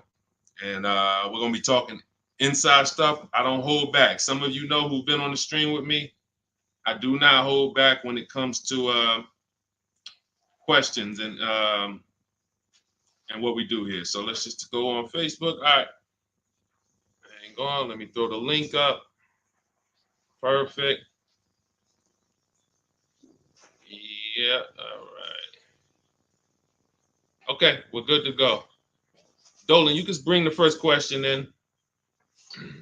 And let me give a new. Welcome, Facebook. We're on 4 platforms right now going live for car shopping questions and answers. Type your questions in below, and we're going to make sure we get to them. All right. It's not easy getting 4 platforms live at the same time. And we have 2 TikTok channels that we're live on at the same time. So everything we'll be talking about is out of my new digital book, Cars from Home, 7 Steps to Saving Time, Money, and Avoiding Dealerships. I have a special link for you to get a copy at 75% off in my TikTok bio, in my Instagram bio, or in the YouTube or Facebook comments for the next 30 minutes. Let's rock and roll. All right. First question comes from Scott on TikTok. I'm trying to buy a new pickup truck in New Jersey. Not sure how to do it. Well, the first thing we want to do is decide whether we're going to buy or lease. If you're keeping this truck longer than 8 years, then you should be buying. Once you decide whether you're going to buy or lease, and that's how you're going to avoid depreciation. Like you could save a ton of money on this truck, but if you trade that truck in 3 years, 4 years, you're going to lose a lot and you're going to just be buried because you're losing too much over the first 5 to 7 years of the truck's life cycle. So if you're like Deshone, I'm keeping it more than 8 years, no need for me to think about leasing, all good. Now we're going to move to what we call the equity assessment. Do you have any vehicle that you own right now that you need to replace? Because there's a word that we don't use here. Some of you know who've been on the stream with us for a while. What's the word we do not use? Starts with a T. There's a word here. See, so, and I'm moving you through this process. So Scott, I want you to see this is a process. It's not we don't wing it here. So there's a word we don't use. You already decide whether you're going to buy or lease. Let's see. Does anybody know? We might have a lot of new people on here today. Thank you, Brenda. Trade in. Brenda got it. We don't trade in vehicles. Because again, when we start talking about getting all the money on our car deals, we got to realize something. We got to get all the money from each transaction. That means the car we have right now, if we don't get the most money for that, we lost money. The loan we may be getting, if we don't get the lowest interest rate, we lost money. And the car we're buying, if we don't get the best price, we lost money. So what we do is the equity assessment. Let me know if you have a vehicle you're going to be replacing. We would make sure we go online, we go to bidders, and we find out the highest bid we can get on our vehicles. Takes us 20 minutes. 6 major websites: CarMax, Driveway, Carvana, Kelly's Blue Book, Instant Cash Offer, Car Gurus, and AutoNation. These are people who are fighting tooth and nail every day to buy cars. So we get bids from them. Now, let's move in. Let's say you don't have a car to replace. Now, what do? Well, let's look at how we're going to pay for this truck. Are we going to, let me turn on airplane mode to make sure I don't get any interruptions. All right. How are we going to pay for this truck? Are we going to buy it cash? Or are we getting a loan? So if we're getting a loan, then we need to see, are there any special interest rates on this truck we're looking at? If there's 0%, if there's 1.99%, that eliminates us from needing to shop for a loan. That's called a subvented interest rate. No one's beating it. So when you guys see like Honda, if a vehicle you're shopping for has a 2.99% interest rate, 1.99, that eliminates us shopping. But there's one parameter we must look at in the fine print. What's the term? Is it for 3 years? Is it for 5 years? If they give us 0% for 3 years, a lot of people can't afford that payment. Interest is great. There's no interest. It's free money. But you got to be able to afford the payment based on the term. Then we move into looking at, is this a quality truck? It's a very important step. Let me tell you what happened. People used to buy Range Rover. When I worked at Mercedes, we had a Range Rover dealer right next door. People come in and get a great deal on a Range Rover, come in, feel like, okay, I won. That truck's in the shop every 90 days. Every 3 months. Lights going off, it's on a flatbed. We had people going in that dealership, literally. Maserati had a couple models, same thing. But there are domestic models too. There are import models. There are Japanese models too that have issues. So what we do is we do a quick search, takes us 5 minutes. Nothing that I'm talking about takes more than a couple minutes. In fact, our entire process to buy cars that I teach, my 7-step system, is 90 minutes to 2 hours. You can get the best, you can get below market deals on any vehicle in no more than 2 hours. So, but we can't get a below market deal and then find out we bought a bad vehicle. That means we lost. So whatever truck you're looking at, you would type that truck into Google and you would type, for example, 2024 Chevy Silverado, and you would type in initial quality. Initial quality, guys, is going to tell us what the data says about the vehicle in its first 90 days. That's initial quality reports. That means when people get it, all the owners, the thousands of owners that are buying this vehicle, what are they saying in the first 90 days? Are they saying the electric, are they saying it's hard to manage? It's too complex. There's issues. Initial quality we look at and we skim Google to see if we see any red flag articles. Then we switch initial quality to reliability. Reliability is what are people saying the first 3 years? Does this vehicle have a history in the first 3 years of having issues? Maserati owners who was buying these Ghiblis and buying things back in the day, the Quattroportes that were having issues, they would have saw that. And they would have made a decision not to buy those vehicles. These things, this 5-minute exercise prevents you from nightmare ownership experiences. Paying less than everyone is one part of this deal, guys, of what I want you to get. That's one part of it. Getting a quality vehicle is the other side. And you can't have one without the other. Great price, not a quality vehicle, we lost.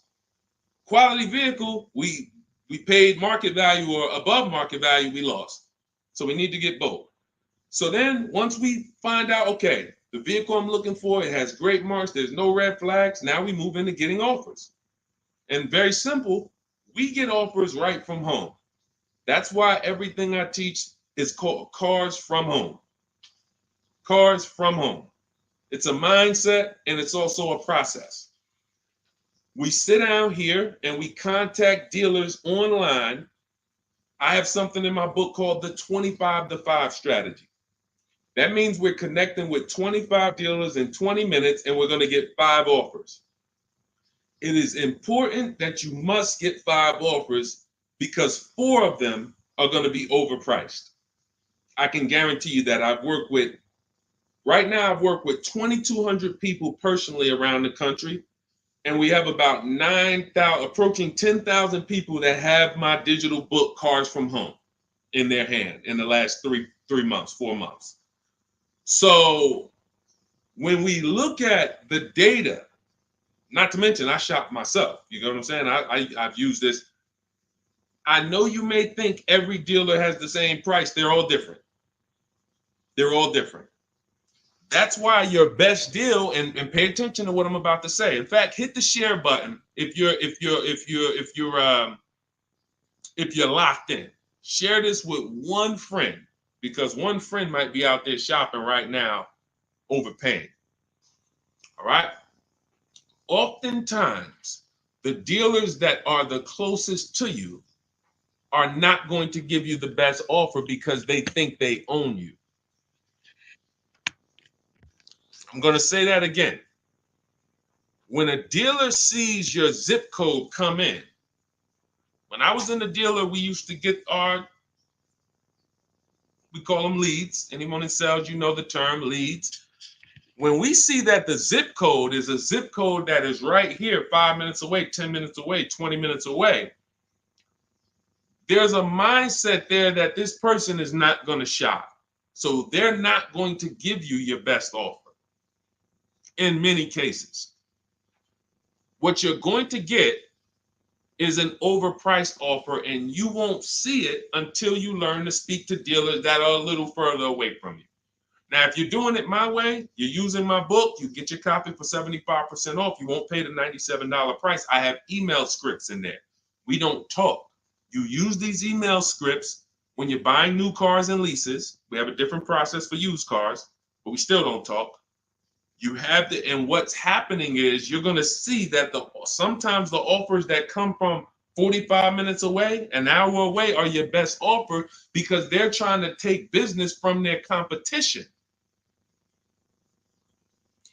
Some of these smaller dealers as well who don't have the foot traffic, they're not getting 100 people coming in on a weekend.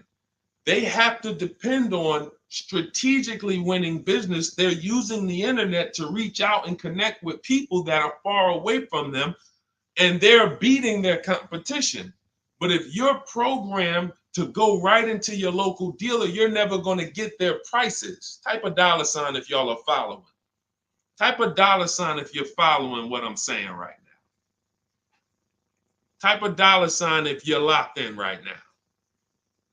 Type a $ if you care about your money and you're like, you know what? We're going to unlearn all the things that we were programmed to do. I'm going to tell you here's how we know we were programmed. And if I wasn't in the car business, I'd be just like y'all. That's why it's my mission to teach. You know how we know we were programmed? We never learned to buy cars. We were indoctrinated in a way of buying cars. We didn't consciously make a decision, approached it and said, this is how I'm going to buy cars.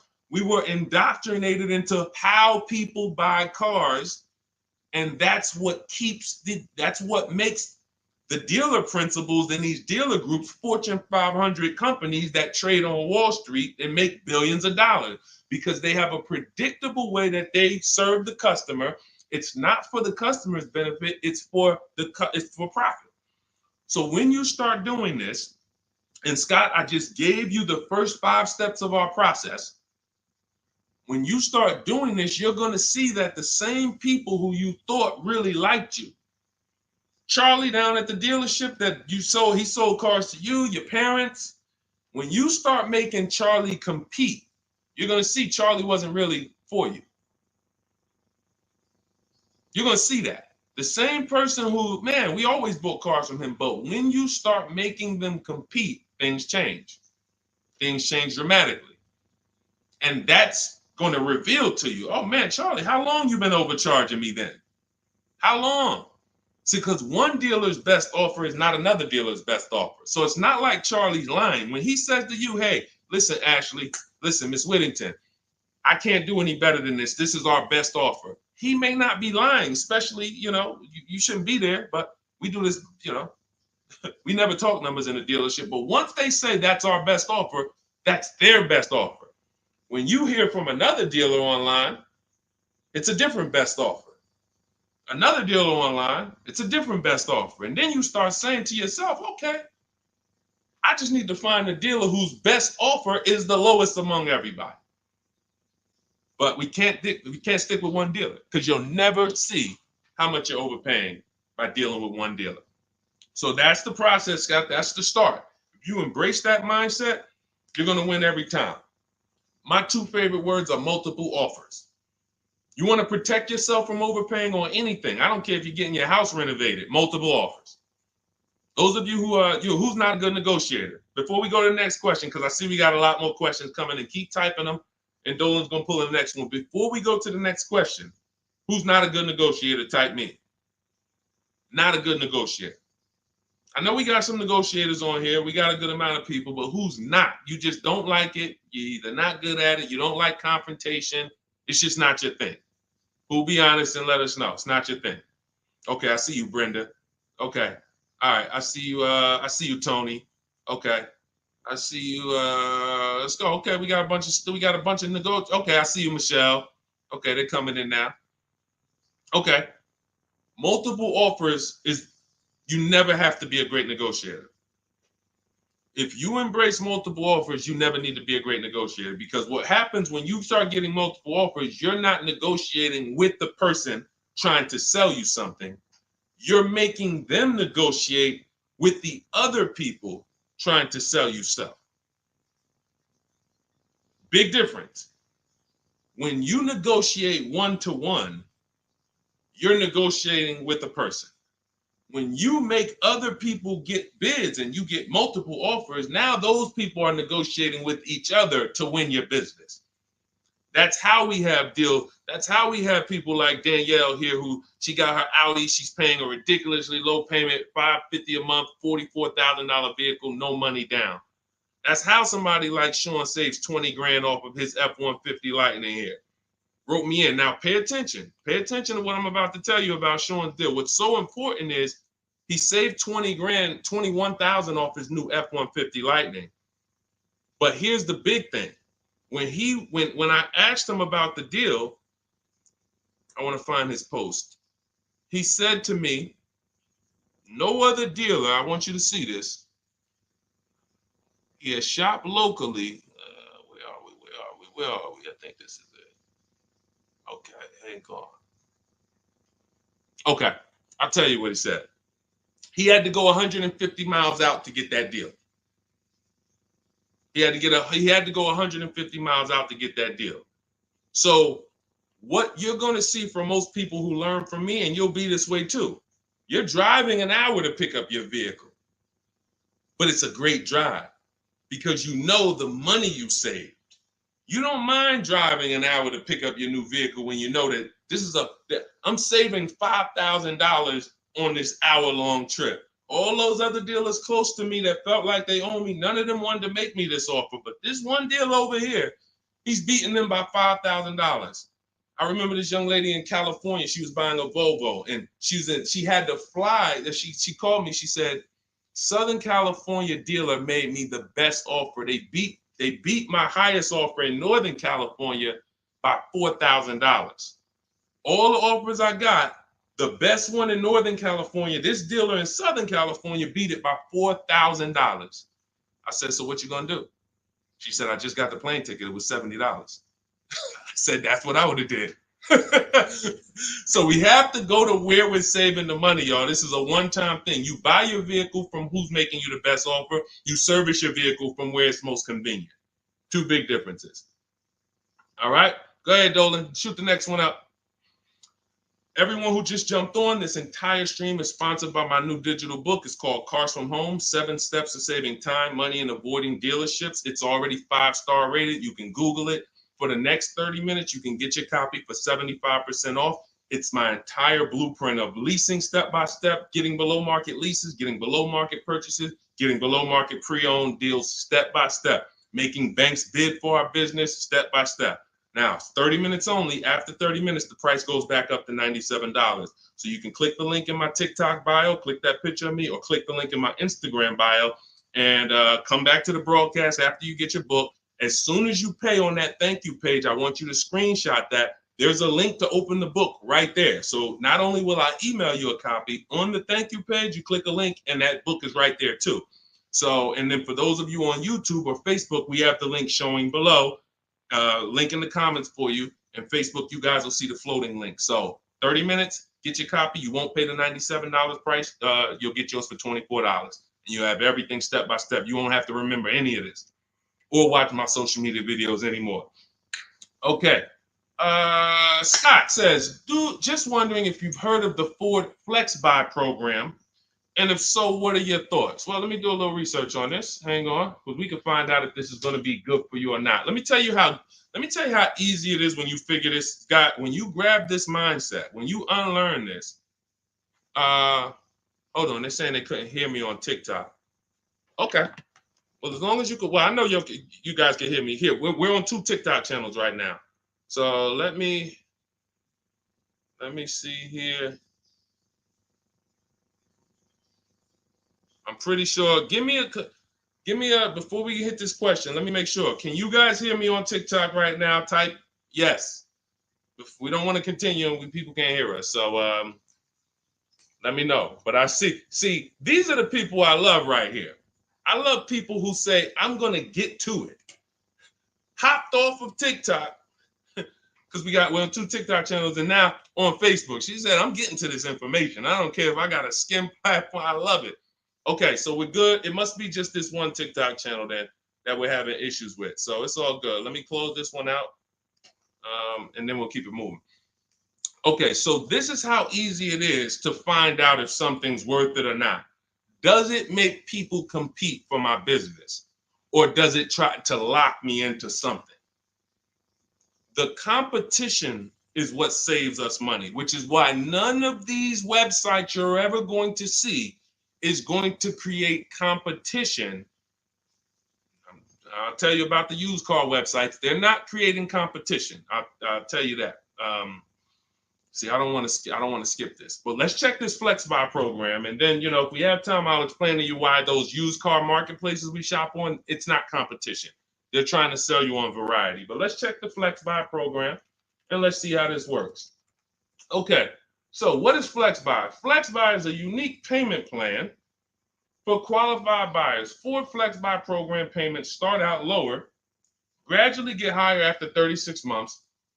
The Ford Flex Buy program takes the rate on a 60-month traditional loan and extends that rate to 66 months. The first 36 months of the loan, the payment will be lower as compared to the 60-month payment.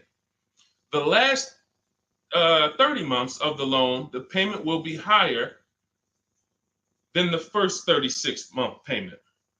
Although every reasonable effort has been made to ensure the accuracy of the information. Okay, hold on. Let's see. I'm going to tell you what I don't like about this already, and I need more information. If this is in any way adjusting to the market rate. I'm talking about if the bank says like think about an adjustable rate mortgage. Some people have had a fixed rate and some people have had an adjustable rate mortgage.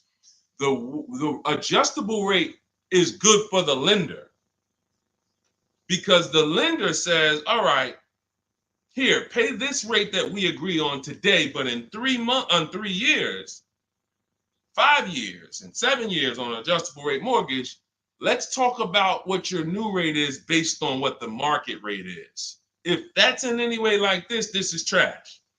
Because the banks will say, all right, well, for the first part of the loan, we're going to do one interest rate. And then we'll look and say, midway through, what's the market rate? And if the market rate's lower, great, you win. If the market rate's higher, then you lose.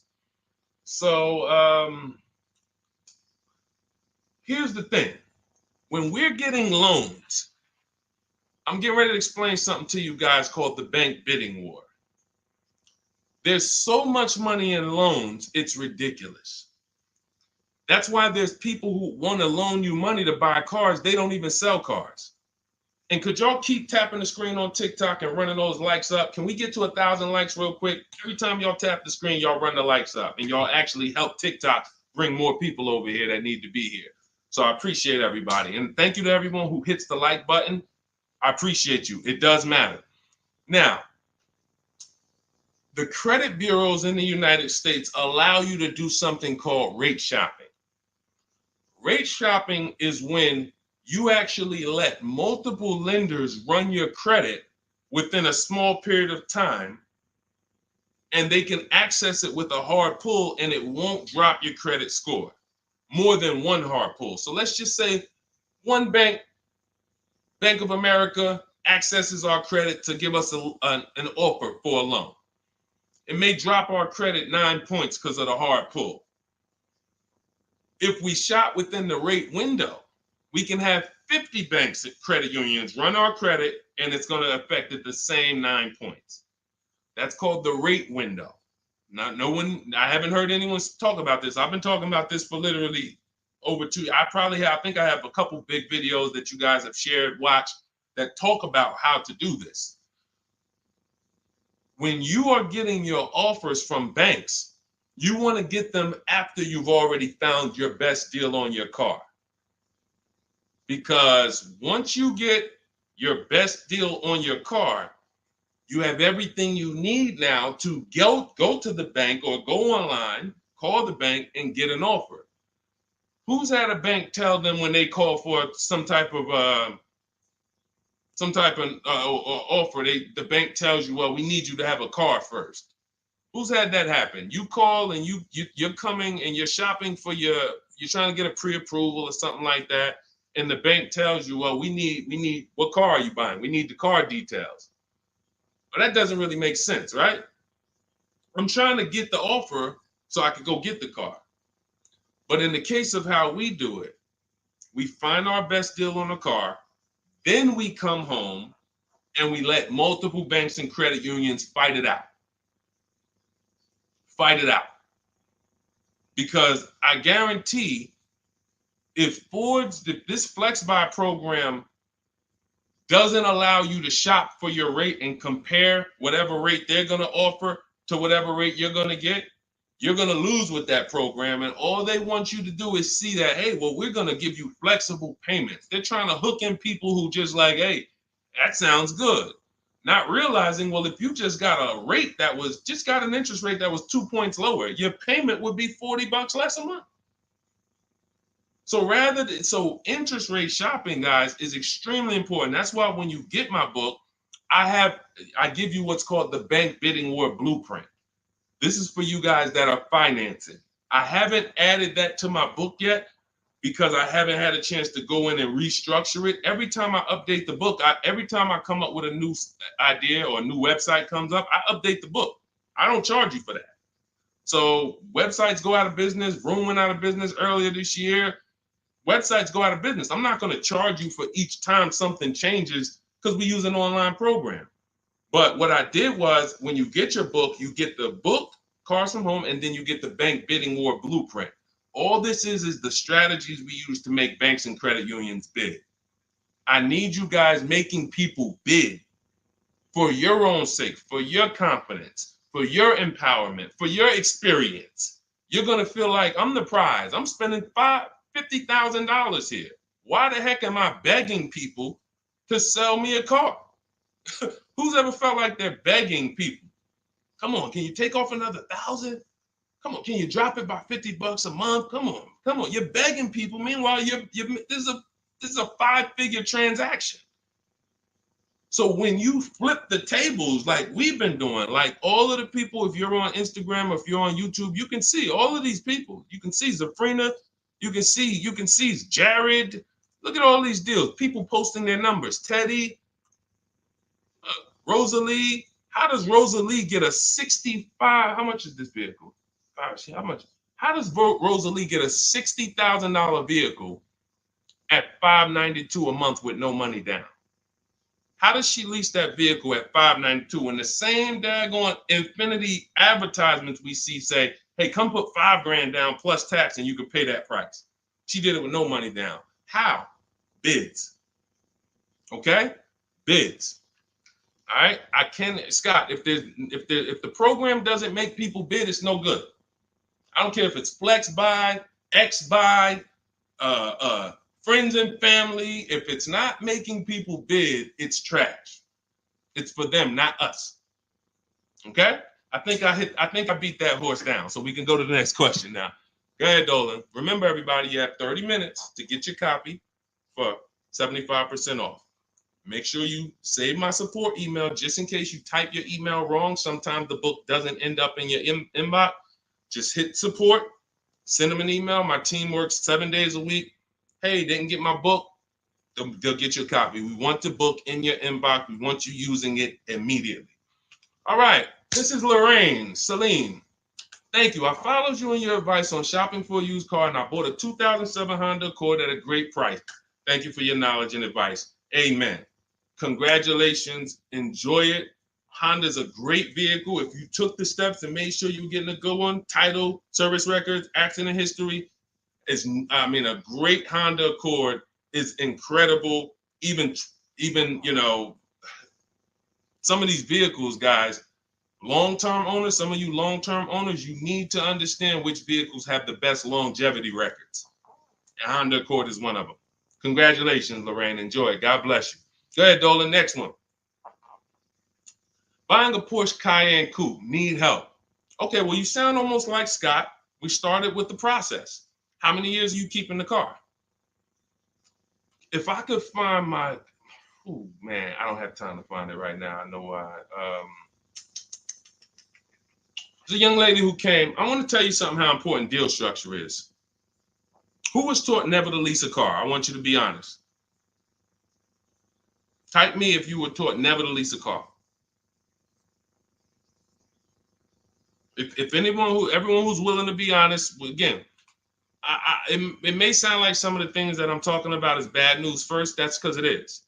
I have to give you the bad news first, and then we get to the good news. All right. So now I see some misconceptions coming out already. I see Wanda. Okay. I see Black F22. He said you never own it. I want you to understand something about what you just said. If you're a person who keeps that car 8+ years, then you can own it. I'm going to tell you why. Cars depreciate like this. Cars drop in value like this. This is the scale. That's why you buy a car today for $40,000. 5 years later, it's worth $18,000 or $15,000. You're losing value. People care about this. You know who cares about this more than anyone? You guys, you know who cares about this more than anyone? Banks. Banks. Banks don't want to own things that do this. Now look, Black is coming with a lot of stuff right now. Let's talk to Black. And let's talk to the people like Black, because Black is somebody who will tell you never lease a car. He just said you're basically renting it. You never own it. Now let's get to the point. I want to show everyone on here. Thank you, Black. I'm glad you're here because we're getting ready to use this as an opportunity to prove a point. let me take let's look at Ansley's deal he just got leasing. And we'll talk about mileage. You can build lease mileage up to 30,000 miles per year. So it doesn't matter. First thing people think, well, leasing, they limit you. No, you pick your mileage on a lease. You choose the mileage. I've had people who lease 30,000 miles a year, 25,000 miles a year, 18,000 miles a year. You pick the mileage. Now, whether you drive or whether you lease or buy, this is what your vehicle is doing. You're losing money day by day. So when you go and you buy a vehicle, you're losing money day by day. The reason I created the 8-year rule is for you to understand that at some point, you stop losing value day by day. You lose less value. This is what we call beating depreciation. It comes with long-term ownership. But let's look at Ansley's deal so that we can put this leasing versus buying to bed and show you how many of you have overpaid by thousands and thousands and thousands of dollars that you can't get back listening to people who tell you leasing is renting and all of these horrible financial terms. Let's go to the numbers. So Ansley gets a 2024 Infiniti truck. It's a $58,000 truck. If you're watching on Instagram or YouTube, you can see this. It's a $58,000 truck. Guys, some of you know because you've seen some stuff, every $5,000 on a loan is how much per month? Every $5,000 we borrow on a loan, 5 years, is about how much per month?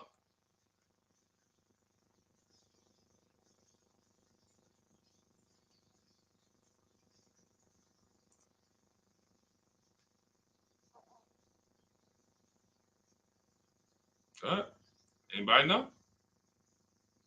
Thank you, Michelle. $100. Told you, shout out to the people who tapped in, locked in, locked in. See, I love the people who are locked in. It's some people who just they sleep at the wheel. I need the people who are locked in. I'm really only talking to you. Now, that means this vehicle that Ashley went in to get, his $58,000 vehicle, if he would have just said, all right, I want to buy it because I was taught leasing is renting, how much is it going to cost me a month? No money down. Let's figure, we're going to compare apples to apples. No money down, because when you put money down into the deal, that confuses you. That actually makes you think you got a better deal than you really did. When you evaluate deals with no money going into them, it's easy to see where the best value is. Now, Ashley would have been paying $1,200 a month for 5 years. $58,000.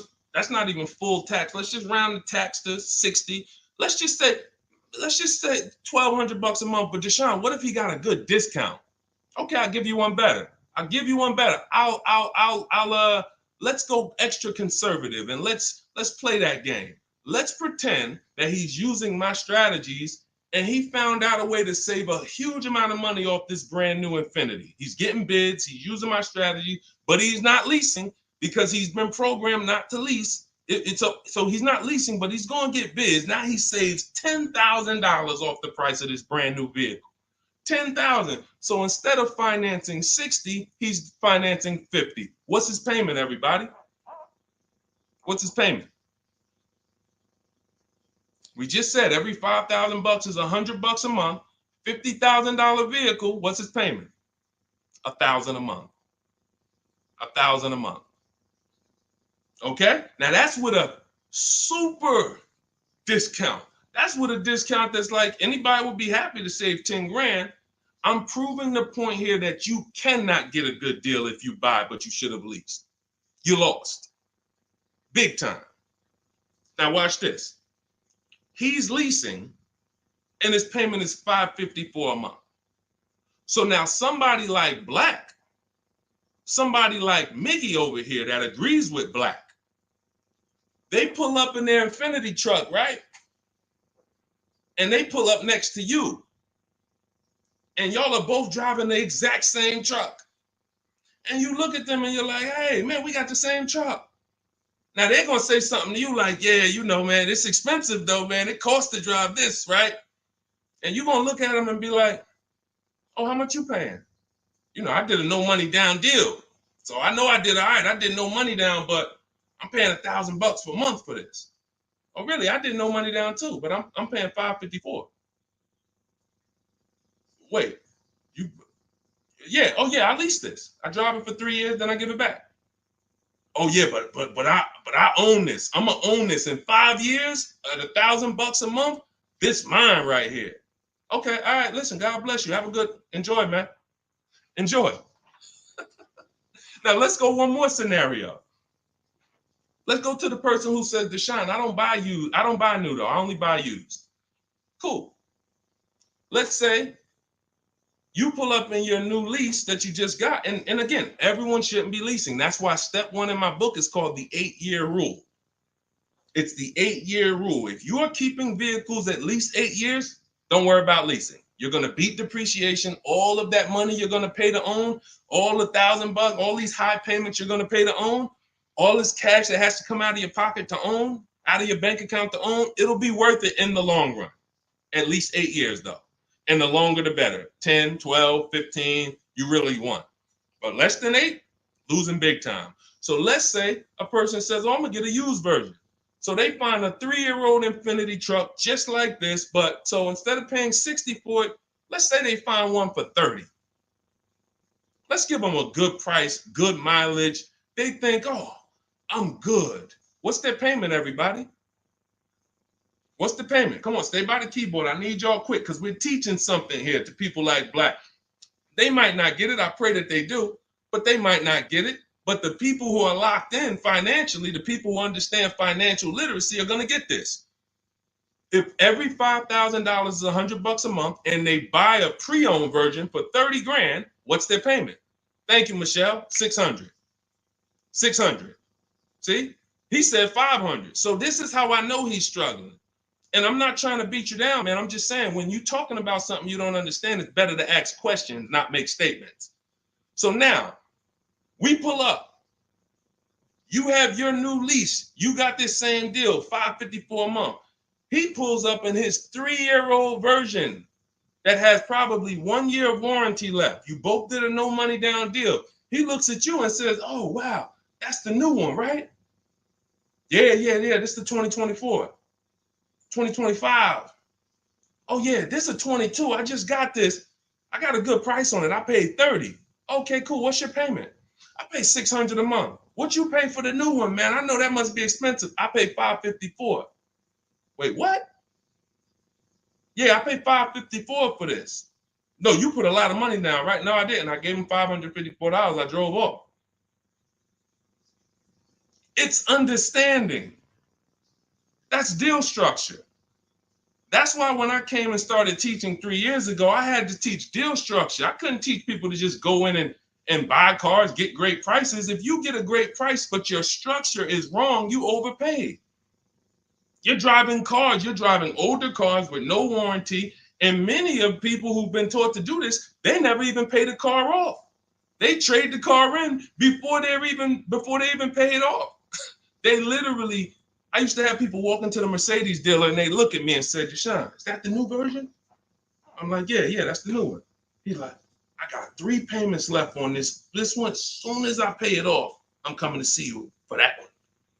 So this is a person who paid these high payments because they wanted to own. They thought they were going to own. As soon as they get their title, it's like running a marathon. Oh, these high payments, these payments are so high, but one day I'm going to pay this car off. And then as soon as you get to the end of the race, you go start another race. It's horrible. It's horrible. And so that's why we don't move into any other step before we get to the buy versus leasing. That's why it's step 1 in my book. So we can sit here all day and compare numbers. There is no comparison to a person who's getting great lease deals versus a person who's buying. It's not even close. We're driving better cars. We're driving, they're usually always under warranty. We're paying cents on the dollar when you know how to get below market leases. I'm not talking about these commercials y'all see. That ain't nothing. We don't pay those prices. None of these people, look, you think Zafrina, who got a Jeep Grand Cherokee lease, and she paid Look, she's paying $527 a month. She's paying $527 a month. Oh no, that's Teddy. Hold on. You think Zafrina, who's paying $579 a month for a $66,000 truck, is ever going to she's not going to let this bad information get to her anymore. She's driving a $66,000 truck. So again, now let me, before we go to the next question, I'm going to just read some things from Black because he's over here typing. And I do want to give him the courtesy of reading because we just used him as a teaching moment. I think everyone learned. If you just got what I just taught about the leasing versus buying, type $, $, $. Just type $.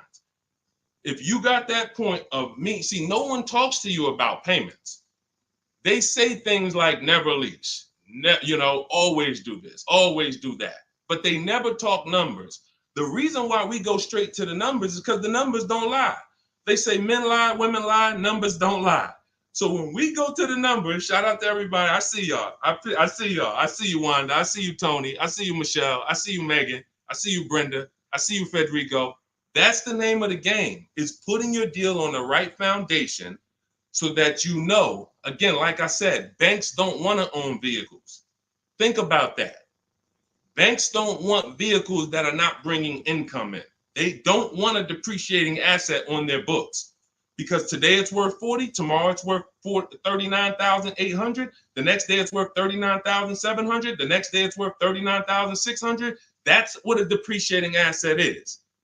They don't want them on their books in the short term. They're in the short-term business. And some of us are in the short-term business too. The only people that are winning long-term with purchases are those of you who keep your cars 8+ years. Because you beat depreciation. All right, so Black said, nah, bro. Okay. Keyword, no money down. You put 10 to 20% down, then it's a different story. You can't make this stuff up. Let's go. You cannot make this stuff up. Watch this, y'all. Watch this. I just compared 3 no money down transactions on the same vehicle. 3, new, used, new, lease. 3, no money down.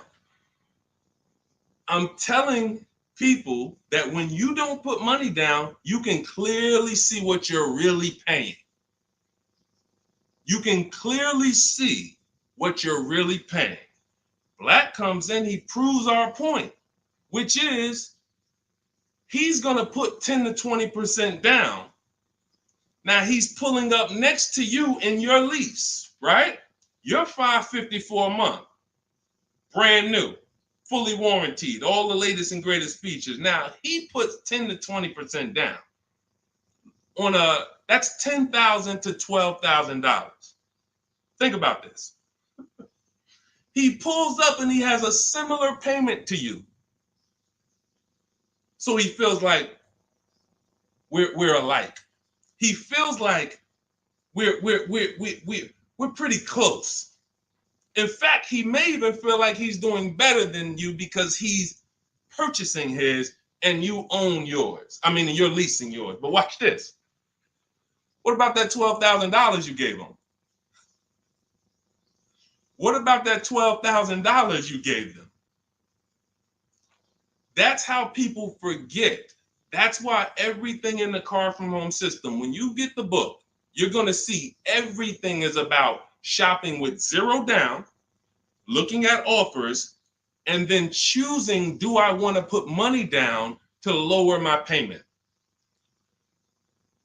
Money down does not buy your deal. I made a video about this. Some of you have seen it and shared it. People who make a down payment and think they got a deal. You have a deal before you put your money down, or you don't have a deal.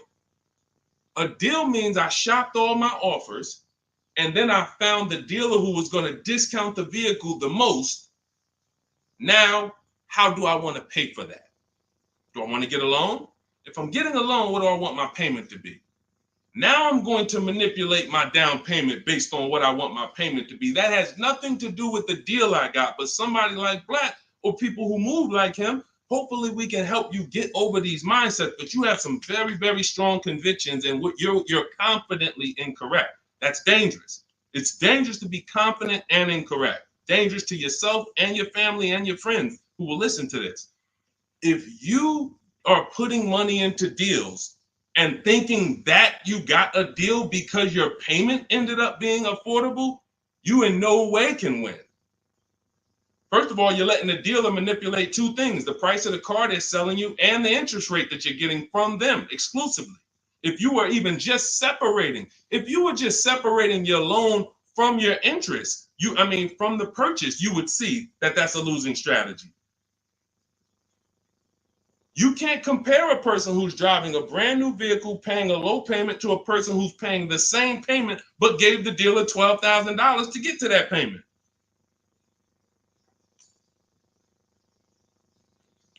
And look, here we go. Now let's get ready for the next question, because Black just said, I believe in the Ramsey rules, not leasing cars, and he's costing you. Now, let me ask you a question. How many years are you keeping your cars, Black, on average? And let's just move on from there. We've given you enough, and you've been great. You have been great. I think we have all learned. You've given me a lot of things to be able to teach the audience who's willing to learn, but there is in no way, shape, or form. 3 to 4 years. My man, you are losing like crazy. Look, he's buying cars like this and flipping them. He's buying cars like this and flipping them, coming back. You're spending so much money that I can't even get it across to you because you're not in a posture to learn. You are literally buying cars in their deepest state of depreciation because somebody told you don't lease. You listen to them. You buy the car here. It's worth $40 the day you buy it. You come back in 3 to 4 years to get a new one. They give you $20 for that car. You spent $20 grand. You lost $20 grand in depreciation in 3 years. And you just keep doing that because somebody told you never lease cars and you listen to them. The payments I'm showing you, it's not clicking. The fact that the same car you bought for $40 that you're going to get $20 for, you're paying $40.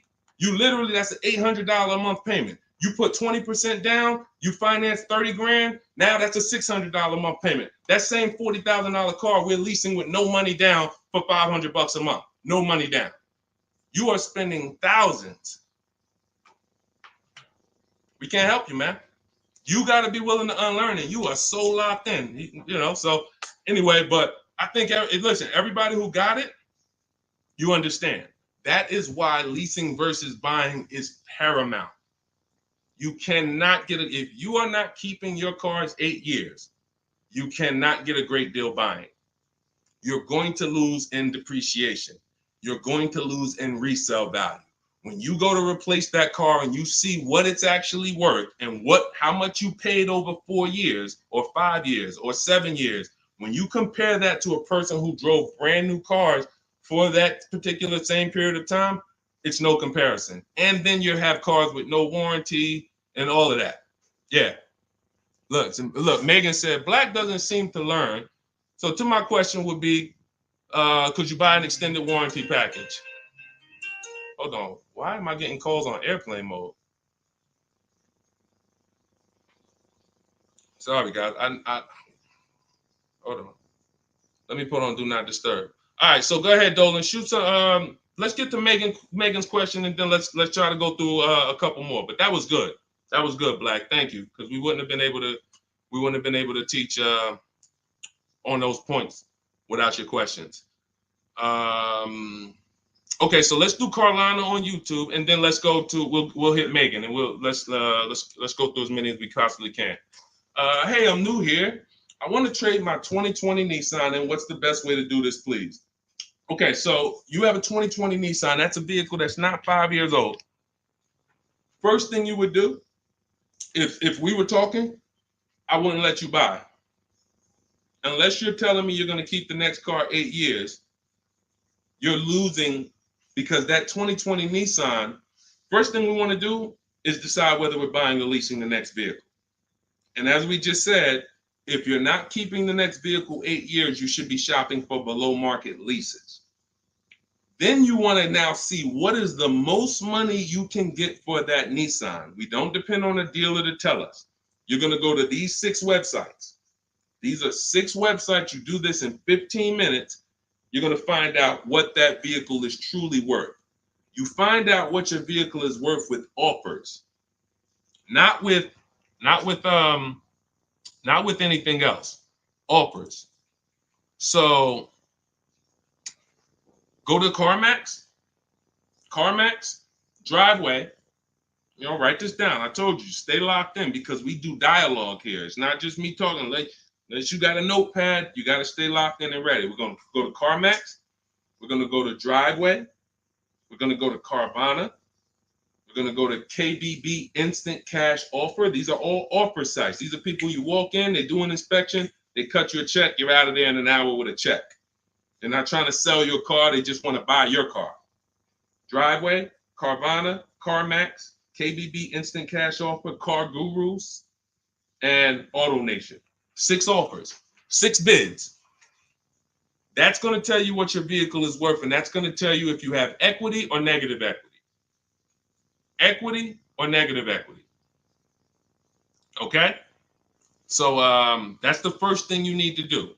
First 2 things is ask yourself, how many years are you keeping the next car? And then do your equity assessment to see, do you have positive equity that could either go in your bank account or negative equity that's going to be carried over to your next deal. So that's the first step. Okay, do that first. Now, here's the beautiful thing. When I was at the dealer, I would have people who walked in as soon as I asked them how many years they were keeping the car. If they were telling me 5, like, remember the guy I mentioned a little while ago on the stream? I said he comes into the dealership. Hey, Deshone, is that the new one? As soon as he gets his title, he comes in and trades it in. I told him, there's no point in you waiting for the title. First of all, you can replace a vehicle without the title. That's fine. But again, he was taught, hey, I got to wait for my title, and then I make a move. So he always has a payment. 5-year loan, 6-year loan, pays it off, gets a new car. He always has a payment. It's just super high. But what I would do if he was listening, if he was open to financial advice, I would tell them, you're going to cash that vehicle out. That means you're going to sell this vehicle. We're going to give you a check for that. So whatever it's worth, 15, 18 grand, it's paid off. That's going to go in your pocket. Now, what he was used to doing was, well, whatever it's worth, don't I have to put that down on the next vehicle to be able to get my payment where I want it? And this was the best news I was able to deliver. This is why, and if you talk to anybody in New Jersey who dealt with me, this is how I've been. I've been the same way. From the minute I started learning about financial literacy when it comes to cars, I was a consultant educating my clients on how to keep the most money in their pocket and drive the best cars. When he would say, well, I say, are you familiar with leasing? And I would ask, how much do you drive a year? And he would say, I think about, maybe 13, 14,000. I said, let's go look at your old vehicle. We look at your old vehicle. We see, okay, yeah, based on what's on the mileage now, you drive about 14,000 a year. Here's what we're going to do. Whatever your car is worth, you're going to put that in your bank account. Let me show you what a competitive lease would look like. I make him the offer. He's like, wait a minute. This is my payment, and I could drive as much as I want. That's it. You could drive the same amount you've been driving. So I'm paying less than I was paying to own this thing?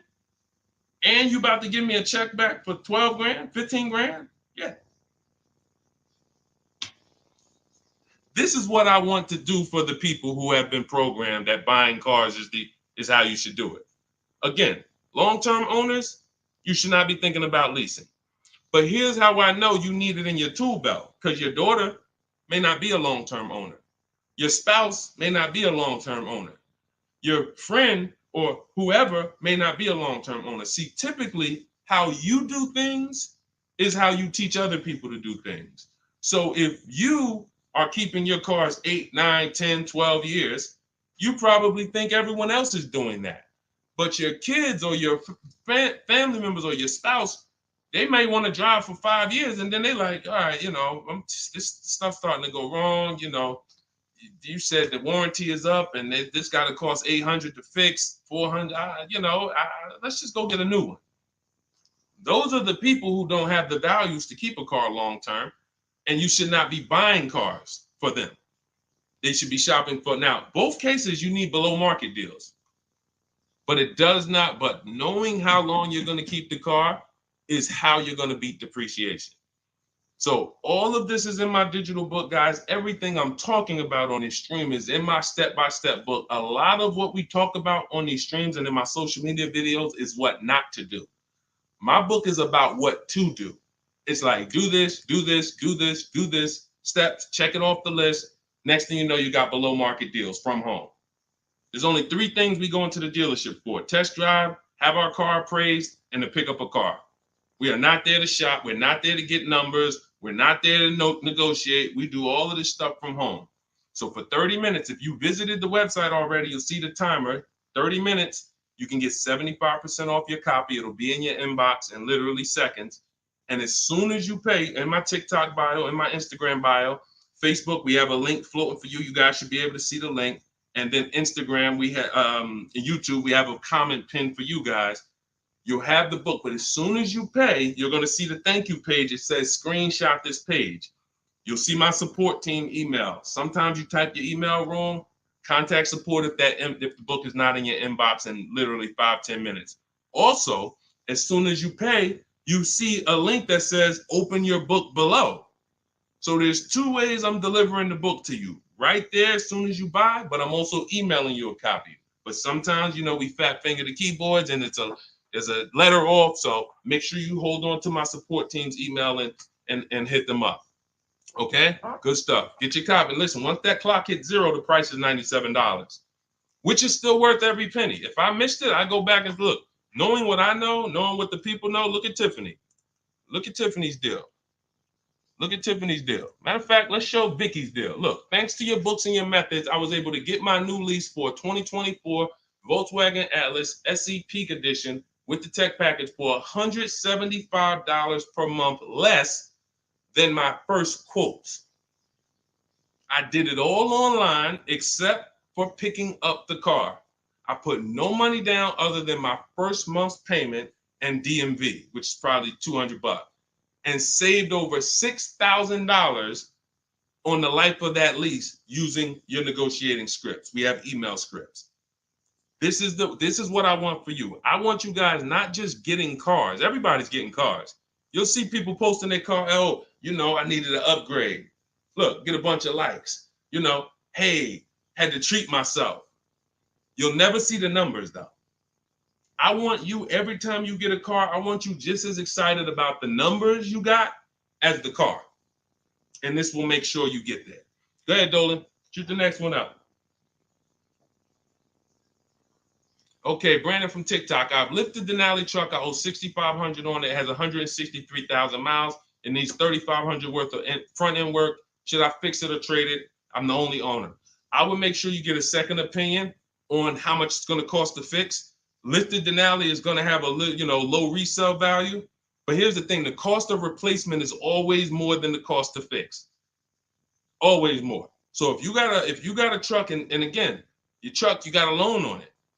You got a loan on it, 163,000 miles. I teach something: you shouldn't have a loan past the 10th birthday on a vehicle. Now you're going into a lot of risk. There's different boundaries we need to follow. But what I would do if I was you is I would make sure I'm not spending more than $3,500 unless I'm getting multiple mechanics to give me an offer. But I would see, what does it cost? What's the lowest I can pay to get this truck running? What if you pay $3,500 and it runs again for another 3-4 years? All day long. Because to get a new vehicle, $3,500 is coming out your house in probably 6-7 months. Which would you prefer? $3,500 one time and I could drive this thing for another 3 years problem free? Or $7,000 or $10,000 a year that I'm going to pay to get a new truck? Keep the cost low when you can. All right. Listen, I'm going to jump off. Everybody, listen, we'll be back for another stream. We went deep today. I think we dug into stuff we've never dug into before. Thank you to Black for, bringing some information to us that allowed me to teach and help you guys unlearn. Everything you need is in my digital book, Cars from Home, 7 Steps to Saving Time, Money, and Avoiding Dealerships. Normally $97. It's 5-star rated. You can Google it. You can see all the reviews people wrote using it. But you won't pay $97 if you get to my TikTok bio or my Instagram bio before that 30-minute countdown expires. You'll get it for 75% off, which is $24. And on YouTube and Facebook, I have a comment pinned for you guys where you can get your copy for 75% off. Use it. Make sure you email me your success stories, and make sure you save my support team's email just in case you type your email wrong. Let's make sure my team gets you your book. All right. God bless you. Keep winning. Keep unlearning. I'll see y'all on the next one.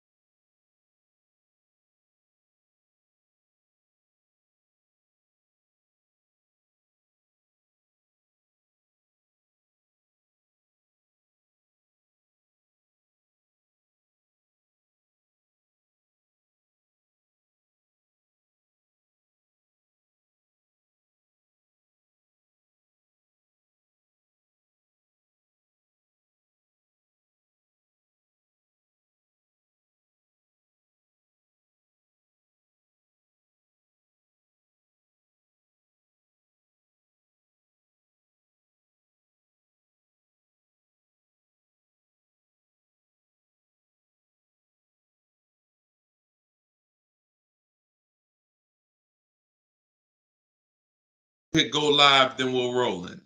Jasmine from TikTok asks, what do I do when I can't afford the lease after 1 year? Great question. You want to do an equity assessment, see if you can sell it.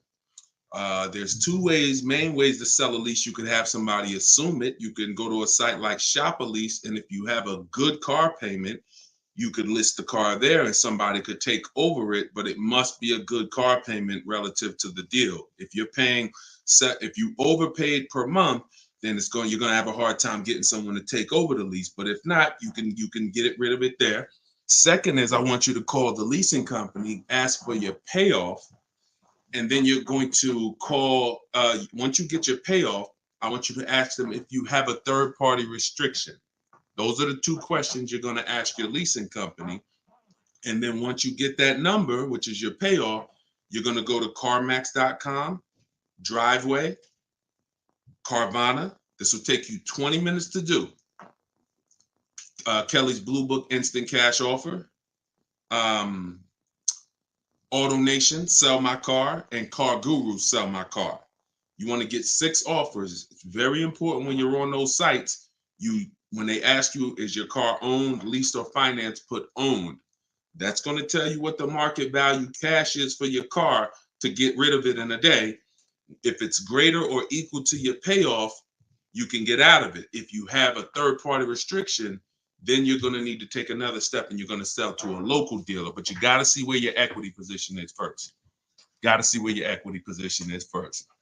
All right, I'm going on and I'm sharing the broadcast, and then Dolan, you can queue up the next question. We're live on TikTok, Instagram, YouTube, and Facebook. So we are going to be taking questions from all platforms. The first one came from TikTok. We got a couple queued up on TikTok. So shoot the next one in, Dolan, and we'll get to it. All right, this is another one from TikTok. I have 2 payments left on my lease. What's my next step? Equity assessment. Who's returned a lease to a dealership, just dropped it off when it was done? You never assessed any equity. You didn't even know. Who didn't know that a lease could have equity that you could put in your pocket? It's not a guarantee, but many people all through the pandemic, we were showing them how to put $5,000, $10,000, $12,000 in equity in their pocket from the end of their lease. I sold my lease. End of my Jeep lease, I made $8,900. My mother made $10,200. Now that was when everything was worth 7 to 10 grand more than it's worth. That was when the market was once in a lifetime. But does not mean we will never return a lease without doing an equity assessment. If you've done it, I want you to raise your hand and say, you know what, I turned in my lease. If you ever just dropped it off, you can't do that again. You must know if you have equity, and you follow those steps that I just gave to Jasmine. I think that was Jasmine who asked the first question. That is what's called in my book, In my process, that's the equity assessment. That is what you do. Everything I'm teaching you guys is from my new digital book, Car Shopping for People That Hate Car Shopping, 7 Steps to Saving Time, Money, and Avoiding Dealerships. So every question you ask, when I answer it, it's going to be out of one of those 7 steps. And the equity assessment is step 2. You must do that before you ever return a lease for the rest of your life. A lot of you gave back thousands of dollars to dealerships and you didn't realize you were doing it. They bought those cars, put that money in their bank account when it should have been in yours. Yep. All right. Go ahead. Shoot the next one up, Dolan. All right. All right. This one's from TikTok as well. Let's go. Facebook, type your questions in. YouTube, type your questions in. Instagram, type them in so we can get to you guys. Another one from TikTok. Thinking of trading a car for a newer model. Should I keep the car and just get the new one? It's a good question. What's the benefit of keeping the car? If you were a high mileage driver, then I would tell, let's just say you said, Deshone, I'm driving 20,000 miles. It's in high mileage drivers, I want you to type HM. If you do over 20,000 miles per year, even 18,000 miles per year, just type HM. Regular driver, Jason, what's the benefit of having 2 cars? It's on insurance. You're paying for one when you get your new car. I like to drive that car that I'm paying for. I don't want to be paying for a car and then I got this other car that I'm barely using. But if you are a high mileage driver, then I would tell you keep that car and get you another car. And but how many years are you keeping the car, Jason? How many years are you keeping this next car? Because depending on your answer, it's going to change my answer to you. So this car you're thinking about getting, how many years you see yourself keeping it? Let's start there. Come on and shout out to the sharers. I see y'all running the likes up on TikTok and y'all keep tapping that screen. Just every couple minutes, throw a couple taps. It really helps the broadcast. And I appreciate everybody who's helping us get this message out. I really do. We couldn't do this without you. Let's see if maybe 5 years, then you should not be buying that car, Jason. You should be leasing. And I'm going to break this down for you really quick because some of you know the depreciation curve. And the rule of thumb is when we talk about the hidden money in your car deals, my job is not to just teach you, if you're willing to listen, how to save thousands of dollars by making dealers and banks bid on your business. That's how we make sure we get the best prices. You can't get the best price. You can't make the best deal if you buy, but you should have leased. It's impossible. Because the depreciation curve looks like this, y'all. If you buy a car today for $30,000 today, I give you a car. I'm gonna show you something. I want everybody stay close to your keyboard. I don't want to, when I ask you a question, type as quick as you can so we can keep the dialogue going. If I gave you a $30,000 car right now, put it outside your house, you don't drive it 1 mile, you don't even touch it. We go outside a year later. Is it worth $30,000? You didn't drive it 1 mile. You said, Deshone, I don't need the car, but I'm leaving it here. It's yours. You don't drive it 1 mile. Is it worth $30,000? No. So that's your first intro into depreciation, the unseen expense. Let's go a little deeper. If you put 10,000 miles on it, it's worth less, right? If you put no money in it, if you put no mileage on it, it's already lost thousands. If you put 10,000 miles on it, it's worth less, right? High mileage driver, let's say you put 20,000, it's worth less, right? Now what you're seeing is the expense you've been taught not to see, which is depreciation. It has nothing to do with car payments. It has everything to do with that. We've heard people say, oh, cars are depreciating asset, cars are depreciating. What does that actually mean? I'm showing you what that means. I'm showing you what that means. When you're buying something that goes down in value, you have to look at when it's going down, when is it losing its most value, and your goal should be to avoid replacing it while it's losing the most value. How many of you have a car outside right now, outside your house? You've had it for at least 8 or 9 years. Type the number of years you've had it. If it's more than 8, don't type 3, don't type 5. For those of you who have a vehicle outside right now and it's been in your home, in your household for at least 8 years, I want you to type the number of years. All right, we got Jason 10, we got 13, we got 8, we got 20, we got 14. Okay, so we got 10. This is the leasing versus buying question, and there's nothing more important than this to the foundation of your deal. Because if you choose wrong, you cannot get a great deal. And if you're new to this, then lock in for the next 5 minutes, and you're going to understand why. The people, those of you who said, Deshone, wow, Jazzy's 20 years. The vehicle, the value of your vehicle right now, isn't it going to be about the same a year from now? Everybody who just typed, look at that. And I want y'all to pay attention. If those of you who are like, Deshone, I never keep a car, you might be saying, looking at these numbers and saying, Deshone, I would never keep a car that long. It's not for me. It's not in the cards for me. It's not my style, not my habit, not interested. Perfect. Pay attention. 12, 20. So all of these people, your car will be worth next year about what it's worth right now. What does that mean? That means you have avoided the depreciation. You've won. The depreciation curve normally looks like this the first 5 to 7 years, but it starts to get like this the longer you keep the car. So now all of you who have answered, all of you who are watching them answer, their car depreciation curve looks like this now. It's not losing much value anymore. If you don't get to that level, there was no point in you buying the car because you're replacing it here. There's only 2 ways to go to avoid this type of depreciation. Car was worth 30, now it's worth 10, 7 years later. It's only 2 ways to avoid that type of hit. One, you're going to keep it long term. If that's not you, you should be shopping for aggressive leases.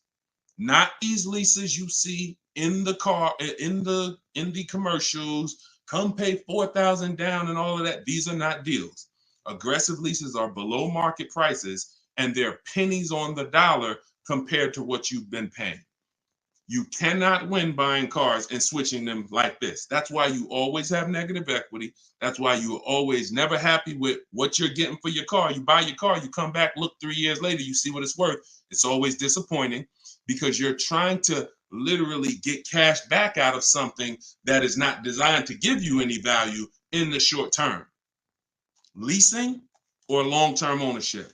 That's why the first thing that I teach, it's called the most important question, is how many years you keep in the car.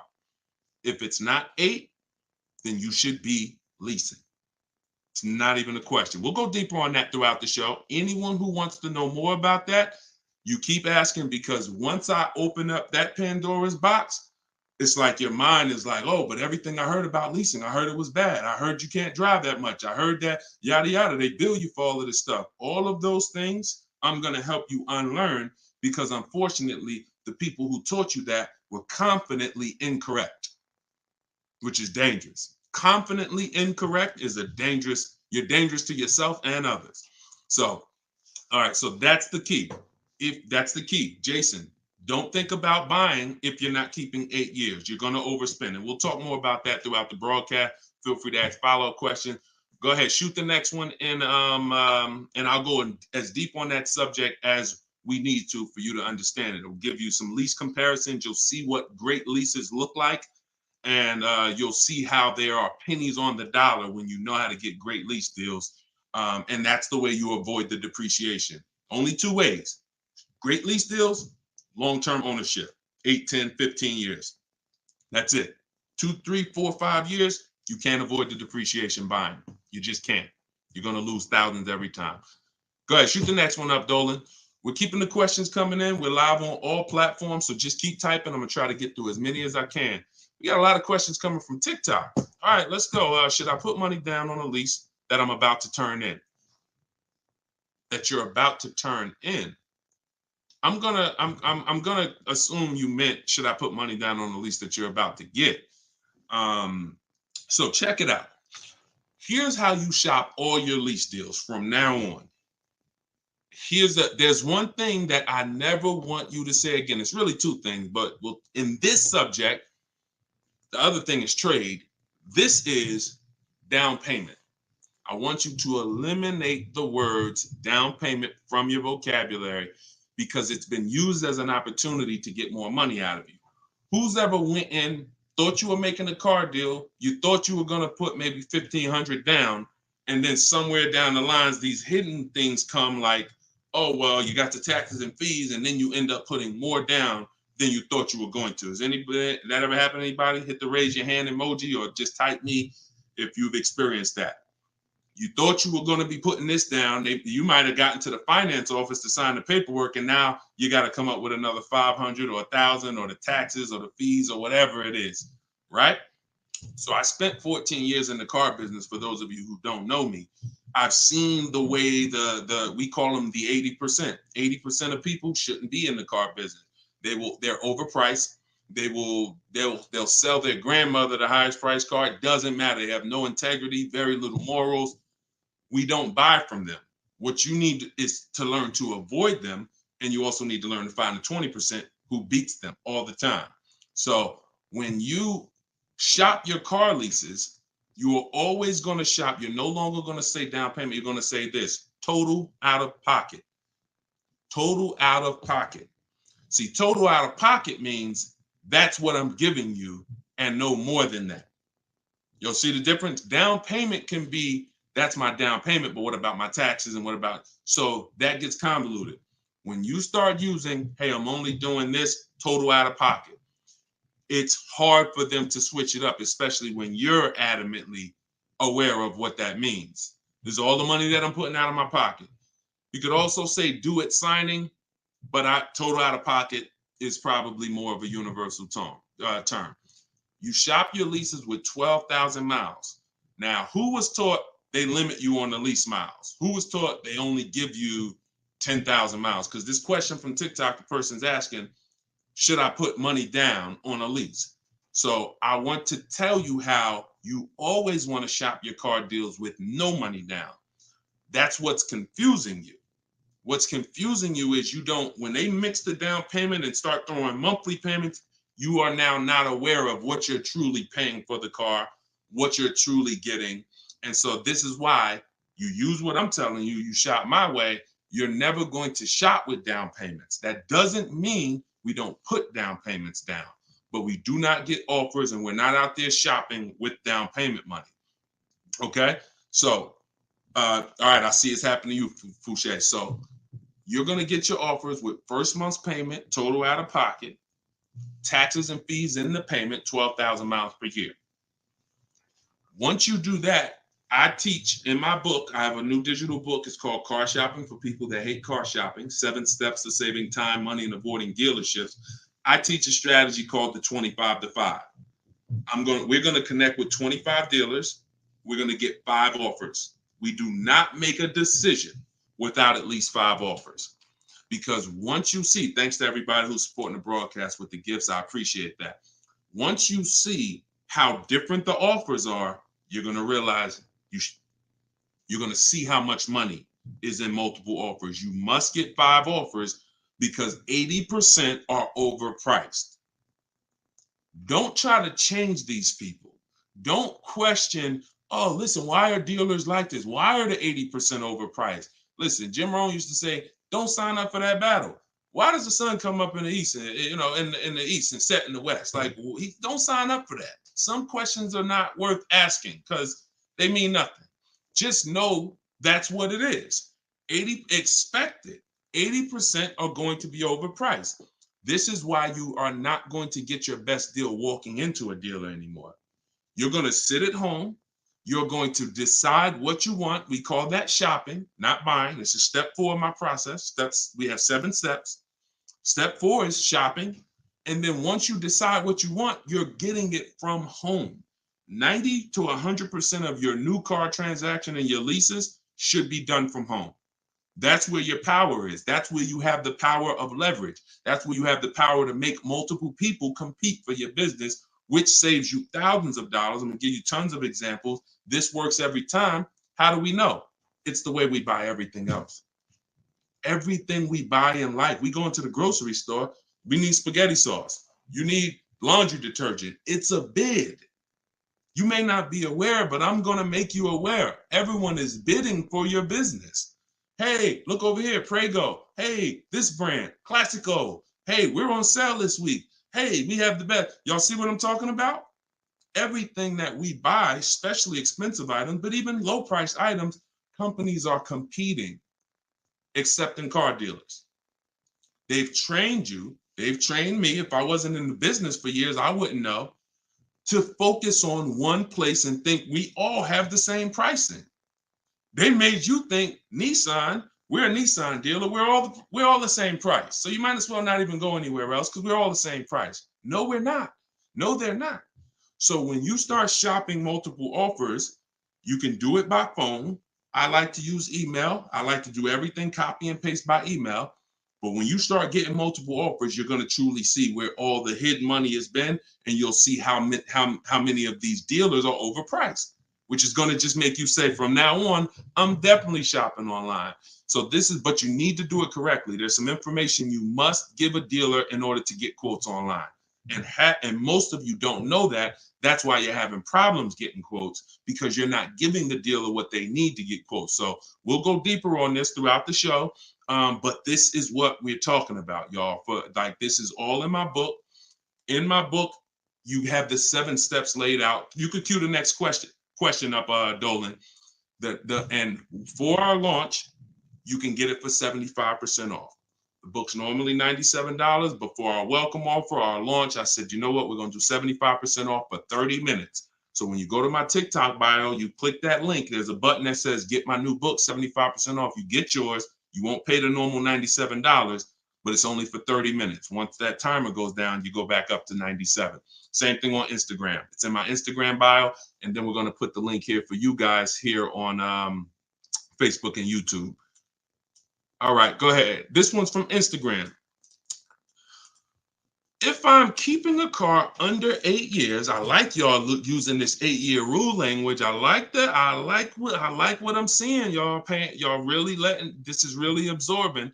If I'm keeping a car under 8 years and will definitely go over the miles, how do I lease cost effectively? You choose the right miles. You never.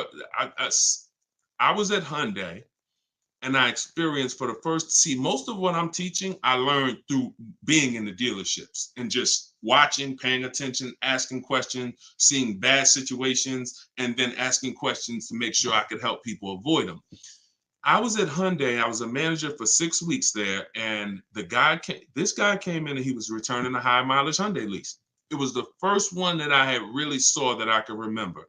He brought it back. It had 70-something thousand miles on it. And I was just like fascinated. I said, you lease this? He said, yeah. All I do is lease. He said, man, I'm in sales. I used to buy these cars. You know, I was putting so much money in the cars, all this negative equity. And it was just like, I hated it. He said, once I got exposed to the high mileage lease, I never looked back. I drive this thing 20-something thousand miles a year, 3 years, I drop it off, I get another one. And so I said, okay. Because I had also experienced high mileage people coming back with lots of miles, but a lot of negative equity with it. Hey, Deshone, I'm looking to change this thing. How many miles you got on it? I got, 180. It's all highway. And then you look at what you owe, high mileage drivers. And I'm like, God, man, it's going to be hard because you got all this negative equity. So once he exposed me to that, I looked at his payment and I said, man, he's only paying a couple dollars more, $150, $200 more per month to have all the mileage. That $150, $200 a month is a lot less than the depreciation hit that he's taking. Again, going back to the unseen expense. We already said, we park a car outside your driveway tonight, it's 30 grand. Next, I asked everybody on here, is it worth 30,000 tomorrow, a year from now? If you don't drive it, everyone unanimously said, no, it's not. So even without mileage, it goes down. When you do regular mileage, it goes down more.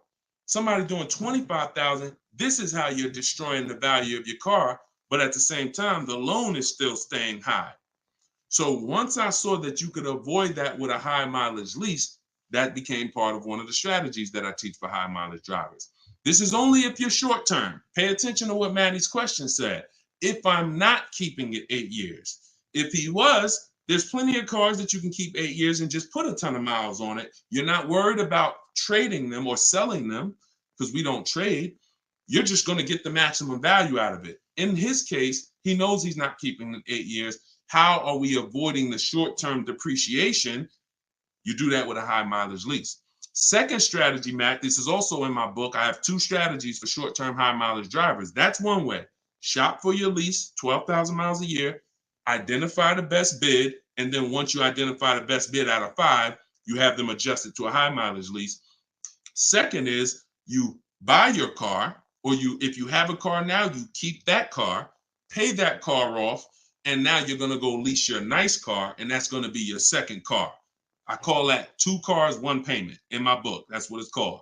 And now you have, because some people say, Deshone, you know what? I want a nice car. I drive a lot for work, but man, I want to get me something nice, but I don't want to just be destroying it. And this strategy becomes perfect for them.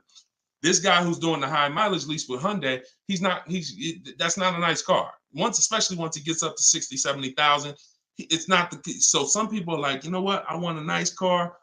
I'll have my mileage car. I'll do, half the mileage on that. And then I'll go and lease me something and I'll do half the mileage on that. And so it's a beautiful thing. You got your nice, beautiful car and you got your mileage car and you split it, payments affordable, and you're not dealing with all this negative equity like you've been used to dealing with as a high mileage driver. High mileage drivers are getting killed with some of the worst because you guys are just killing the value of your cars. You use either one of those, you're going to love it. Both in my book. So if you want that step by step, it's in there. Some of you are like, Deshone, this is great. I don't want to try to remember all of this. In my book, it's right there for you, laid out step by step. You can get it for 75% off in my TikTok bio or my Instagram bio, or just scan the QR code on the screen, or go to DeshonesBook.com. Either way, get you 75% off. Okay, shoot the next one up. That was a great question, man. Shoot the next one up. Let's get through as many as we can. This one's from Instagram. Would you recommend leasing business vehicles? Well, that's a question for your accountant. Whoever is going to be helping you benefit from having vehicles in your business name, that's the person you should be asking, which is most likely your accountant, whoever does your taxes. Here's what I can tell you, and I'll keep this very quick. Many people are putting cars in their business name with no business, or no business that requires a car. Be very careful. There's 2 parts to this. One, whoever's going to teach you to put cars in your business name from a business strategy standpoint, that's who you need to learn from. Second is you can use what we teach to save money on the cars, because what I see these people, influencers, social media people paying for these cars, they'll never tell you what they're paying. And they go and they re-up their cars like crazy because they need it for their brand. The money they are losing, most people can't afford to lose. But unfortunately, they're desperate. But get the strategies, get the structure. I used to have people all the time ask me, Deshone, do you teach Toro and all of these, I said, look, I don't, but you need 2 people. You need me, because I'm going to teach you how to buy the inventory at below market prices. You need the business person who's going to teach you how to legitimately do the business, inventory and all of that. Those are the 2 people that you need. And without both of them, you got some incomplete counsel. But be careful listening to these people, man. If you don't have a business and you wrote off thousands of dollars in business mileage or thousands of dollars in car payments and maintenance, I don't want to be around you when you get audited. And the sad part is those people who told you this won't be around when you get audited, and you can't support that. Just be very careful we don't want a second wave of the PPP. You get a lot. Okay, that's it. We're not gonna beat a dead horse. Go ahead. Next question, Dolan. I think y'all get the point. Some videos were the worst videos to go viral. Did so much damage, still doing damage. Okay, TikTok. This one's from TikTok. Facebook, YouTube. Keep typing. We're not seeing many questions from you today. Do you recommend leasing over purchasing? So you missed what we talked about. I recommend you go back, watch the begin. See, there is no leasing or purchase. There is no either or.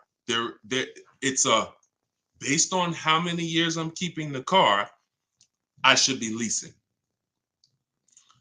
You can't, there is no either or. When you lease, you are not keeping your car and you are avoiding short-term depreciation, paying pennies on the dollar for brand new cars.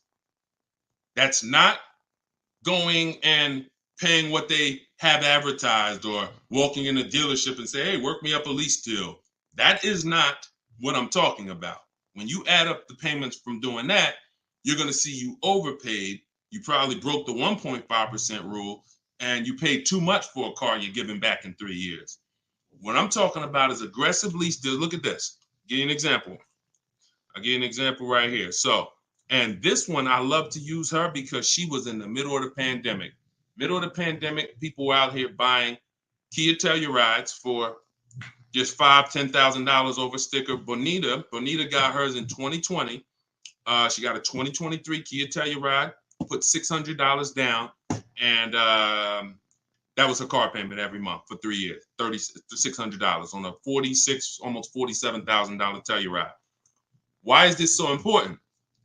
Some of you know, you may have seen the video, how much is every $5,000 in a car purchase price? How much is that per month on a loan?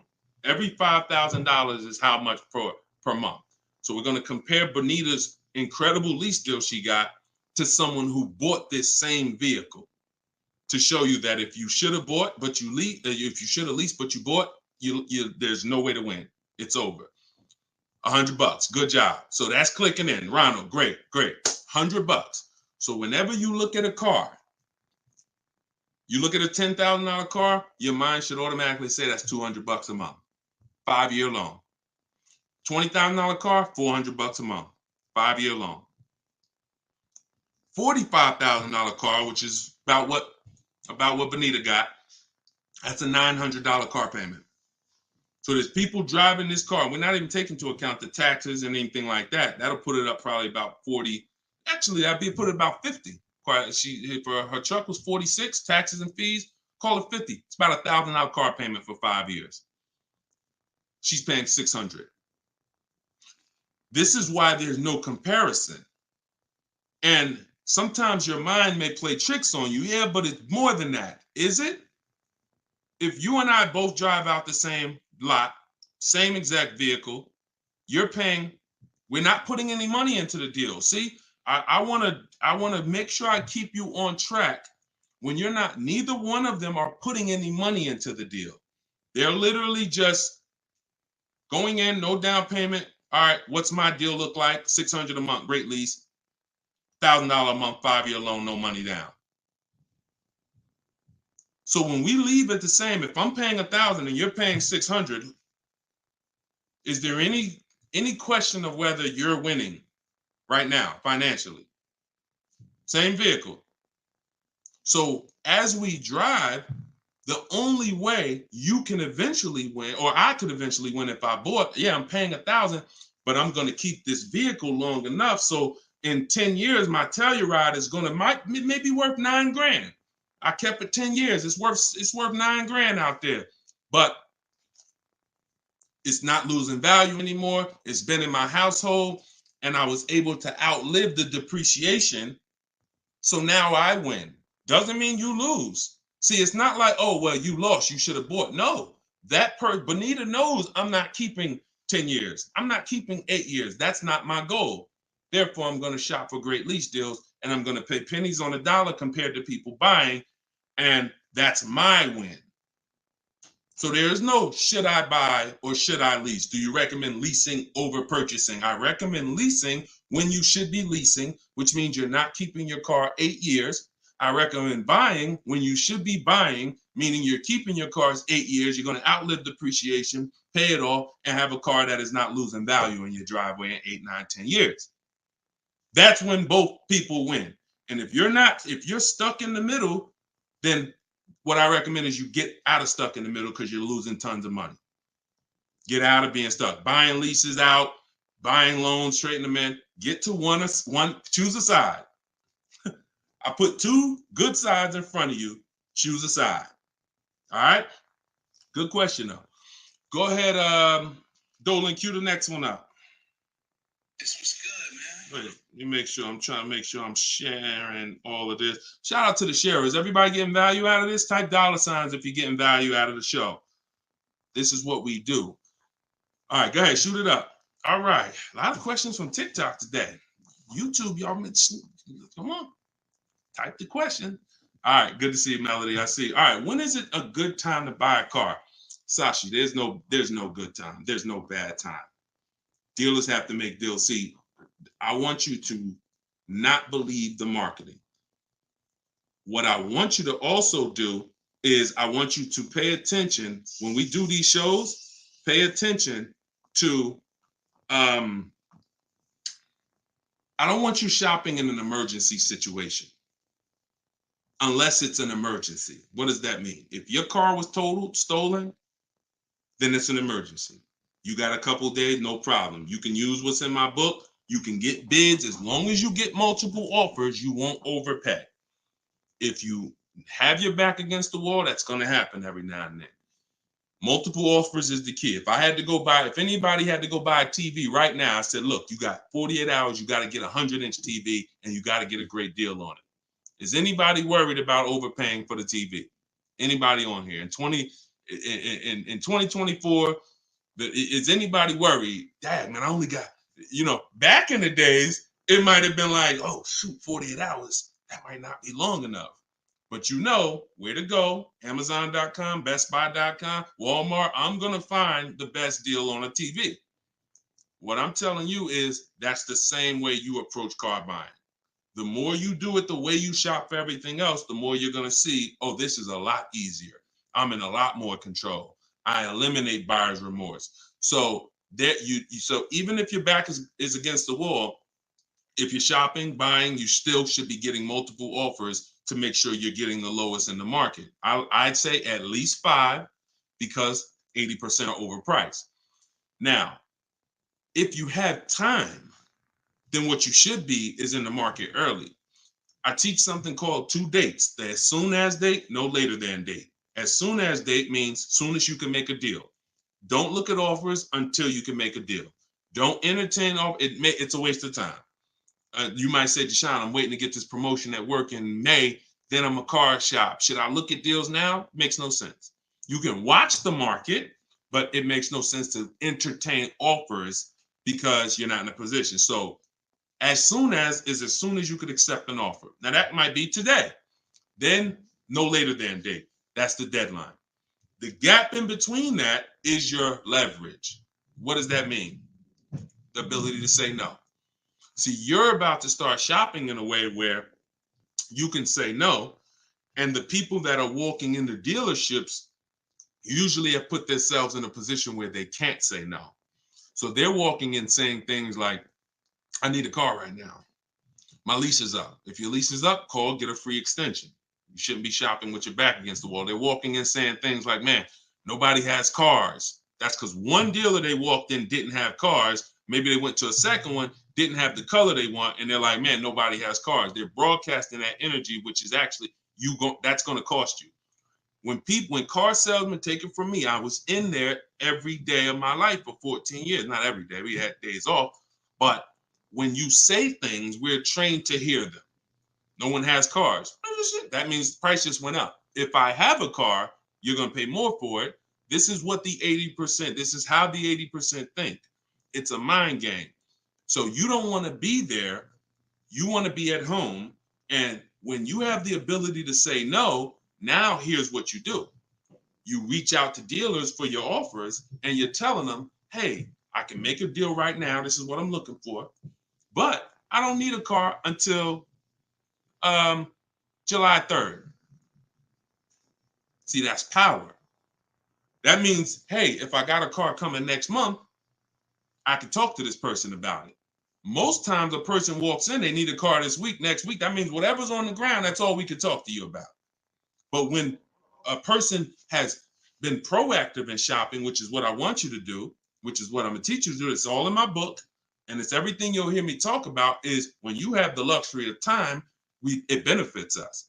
We make our contacts. A dealer might say, look, I don't have a car right now, but I got one coming in 6 weeks. Is that good for you?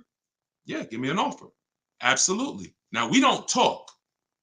So I'm telling you, you could do it your way, which is call. I always say, ask for sales managers if you're trying to get offers online. If you're trying to get offers from home, we need at least 5. If you're going to do it my way, if you're going to get deals like Danielle and like the people you see me broadcasting the show, you get at least 5. Sometimes we get 10.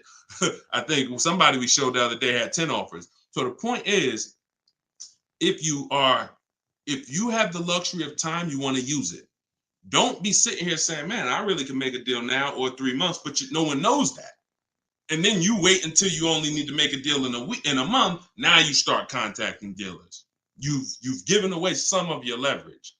And if you're shopping for a used car, you can watch the market.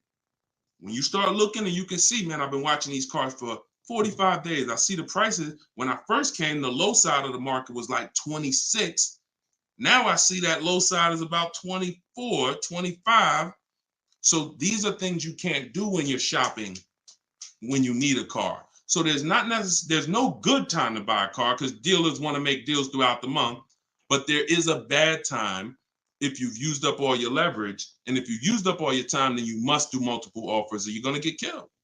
Sorry to say, there's no other way to say it. If you don't know how to shop multiple offers and you walk in needing a car in 2 days, you are going to overpay. So multiple offers is always the answer. All right. Go ahead, shoot the next one up, Dolan. Great question. This one's from YouTube. I'm only able to get a rental for delivery work. Is there any cons to this method? I don't really, okay, I think you rephrased it. Is there a proper way to rent vehicles for work, or is it fixed market and there's no way to save money? Absolutely not. Renting is going to be way too expensive compared to, this is why when people say, who's heard leasing is like renting? Who's heard that? Type the raise your hand emoji or type me if you've heard leasing is like renting. It's one of the most ignorant statements that there's a lot of ignorant statements made about leasing, but that's one of them. Renting is expensive. Renting, you don't get a lot for your money. It's usually a short-term thing, 1 day, 1 week. You know, maybe if you had an accident, cars total 30 days. It's not meant to be long-term. So what I would tell you is if you were renting a vehicle, I would tell you try to go on Turo, try to find somebody who's willing to rent to you, possibly on a long-term basis where it's not going to be as expensive. Because I'm guessing if you're renting, there's a particular reason for that. But the money you're going to pay in renting, you should probably put some of it to the side, try to get you a car, cash, Facebook Marketplace, something to get out of that cycle and start to rebuild. In my book, I have a strategy of plan B, plan C for bad finance, bad credit, where, you know, you can talk about cash, you can talk about buy here, pay here, even buy here, pay here, if done right, is better than renting. When I was 20, my second car, actually, my first one was a $500 car. And after I got a buy here, pay here Chevrolet Cavalier. It was, I put $1,500 down. I paid $50, I think, a week. And I paid off the car in a couple months. That car lasted me 6 years. So the key with buy here, pay here is to make sure you're getting a great car, a quality car, but renting, that if I had to rent a car and I'm in a position, I would try to find somebody on Turo, the lowest price per day, and then see, hey, if I did a long-term per month rental, how much would you give it to me for? I try to work that out, see how that works. All right. God bless with that. All right, next question, Dolan. Shoot it up. We're getting a lot of questions, so I'm going to try to move faster through the answers. This one's Facebook. Once you have the car you've decided on, how do you go about getting multiple offers from dealers? Well, you could do it the manual way, which is I would see the only bad thing. See, and here's the thing. You guys know if you've been on, if this isn't your first time, if you've seen, you know I don't hold back. But I can't teach you scripts that I've written specifically so you don't have to talk. There's tons of scripts that I have in my book that you're copying and pasting from email, because when you're trying to get quotes online, you're dealing with trained people. And unfortunately, those trained salespeople are dealing with untrained customers that are not giving them what they need, not giving them the information. So 9 times out of 10, they assume anyone online doesn't really know how to shop online. they're defensive, and they're not even going to give me what I need to make them an offer. That's why I keep trying to get them to come in.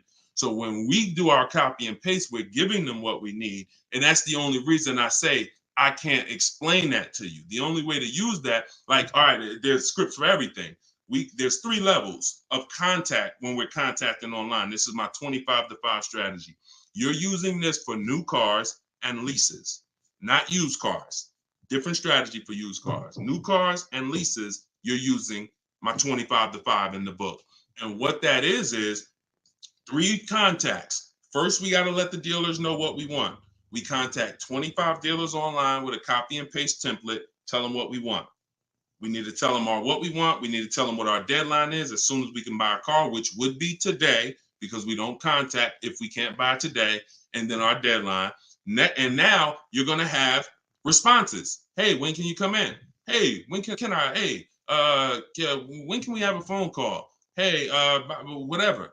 So because I used those scripts, I was able to write responses. I had to use those same scripts. Hey, Mrs. James, thanks for the inquiry. Hey, when we have I'd love to help you with this. I have a car. What would be better for you for us to talk? 1 p.m. or 4 this evening? I had to use those scripts. So I was able to write the responses to them. So we copy and paste. Now, the key is whether you're doing it that way or whether you're calling, the first key is, do you even have a vehicle I'm interested in that matches what I want? So in that initial contact, we're telling them exactly what we want. Color choices. Hey, I'm open to black, blue, gray. I'm open to a sport model or a touring model. I'm open to this. Like, this is what I like. You have to tell them that, or there's no way for them to search the inventory and get you and even see if there's a match here. So once we do that, that's your first thing. Do you have a car? Now, the benefit of doing the 25-to-5 is we're shopping out of 25 dealers' inventories. So we're giving ourselves the absolute best shot of finding something where we don't really deal with, oh, I went to this dealer, they didn't have a color I want, they didn't have the trim I want. If we contact 25 dealers and there's no inventory, that means they're either in between model years, which means, okay, maybe the 24s got sold out, 25s haven't come in yet, we're on that bridge, or it's a rare car, hasn't come in yet, or it's a very rare car. See, that's different than you believing the car is rare because you visited 1 or 2 dealers. Once we contact 25, if the color, we're reaching out for a pink one and the dealer is saying, hey, we don't really have that color, that's when we know. So shopping out of 25 dealers, we get the best shot. We're trying to find who has a car. Second thing we're going to do now is we need to send a quote request. When we send our quote request, we're telling them what we want. If we're buying, we're looking for all cash price, because we're not doing taxes. We want a bottom line price. And we're getting that from at least 5 to 7 dealers. Because when you shop correctly, remember this, when you truly have shopped multiple offers correctly, you're going to see at least a $3,000 to $5,000 difference from your lowest offer to your best offer. I've been working with people around the country. We're 2 million followers. We have 1,700 people we've worked with personally since 2021. That is the consensus. 3,000 to 5,000 bare minimum. And in fact, some of you who are looking for higher price cars, you look at somebody like Kimberly. Kimberly used multiple offers. Her Maserati she was shopping for, she picked it up a little while ago, $86,961 vehicle. They offered it to her for $66,261. Deshone, that sounds crazy. She saved 20 grand. Actually, 20,700 on that offer. So now you never can pick. You don't know where the bottom is. She didn't go in saying, if I can't save 20 grand, I'm not getting it. That's not how we go in. We go in, we do multiple offers, and we let the bottom reveal itself. We don't choose the bottom. All right. So once we do that, we're getting our quotes, and there's going to be a lot of people who try to stop that. Hey, we only do business in person. When can you come in? So you need scripts to respond to all that if you're going to do it fast and shop like we shop, 60 minutes, 90 minutes. But if you're going to do it manually, then you can call sales. You can ask for sales managers and try to get them that way. But do not make a decision before you see at least 5 offers. 5 to 7 offers. Nobody who's listening to me will ever buy a car without seeing 5 to 7 offers, new cars and leases. Never. Too much money at stake. All right. So that's how we do it, Damon. That's the intro. And that's the only reason why I can't go deep on my 25 to 5, because it's totally internet based. We do it 60 minutes. So everyone who's like, Deshone, I want to use that. It's in my new digital book, Car Shopping for People That Hate Car Shopping. You can download it in my TikTok bio. You get it for 75% off as part of our launch. And it'll be in your inbox in 5 minutes. Same thing with Instagram. Go to my Instagram bio. You got 30 minutes before it goes back up to $97. Get your 75% off. And I'll post a link. Cue the next question up, Dolan. I'll post a link again for you guys here on YouTube and Facebook. Here's the emergency link. All right. This one's from Facebook. We got another question from Facebook. Hey, I'm in the USA, originally from Canada, and no credit in the USA as yet. Should I buy a used car with cash or a new one? What I'm afraid they'll give me a high rate. What do you think best option? Hey, if you got the ability to buy a used car cash, that's what I do. I'd get a great car, spend as little as possible on it, Facebook Marketplace, because I'm not looking, if I can, to go into a high interest loan when I can get me a car and then I can build my credit. I want you to follow Haley, somebody named Shonda Martin. Her brand is called Road to 750 Plus. She's very similar to me in that she does these Q&As all the time. She's live. She's a genius. She's clearly studied for many, many years to understand. And even me using her thing, her strategies, I've added at least 80 points to my credit just from things I didn't even know. Like, and the real person who's an expert is going to show you where the blind spots are. Things you didn't know, and that's what Shonda is. Some of you may follow her. She's amazing. Yeah, Cavante said, yeah, she's amazing. She is. So follow her. But yeah, I would be looking to get something inexpensive, point A to point B, little as possible. Make sure you find wherever you live, ask around who's the best mechanic in town. Ask like who does everybody know in town that, you know, fixes cars, just a good guy, good woman. And you find them and you say, look, I'm about to go pick up a car. I'm gonna buy it privately. Well, can I pay you, you know, $100 to inspect it for me? Get yourself an inexpensive car, and that'll give you the ability to be on the road. At the same time, you have the ability to have the time to invest in your credit. So when you're ready to make a power move where credit's concerned with a car, be it leasing, financing, you're good. All right. But if you go buy a car overpriced interest rate, it could really set you back. It can really set you back. It's happened to too many people. Great question. Cue the next one up, Dolan. Great questions today. YouTube, should I buy a car cash or do I get a loan? It's a great question here. A lot of great questions. This is a matter of, look, nothing that I teach is really one size fits all. That's been the problem. 8-year rule, absolutely. If you're not keeping 8 years, that is one size fits all. That's why it's called a rule. You should be leasing if you're not keeping your cars 8 years. If you're buying, you should be keeping them more than 8 years. But when it comes to the cash or loan, here's what I've experienced.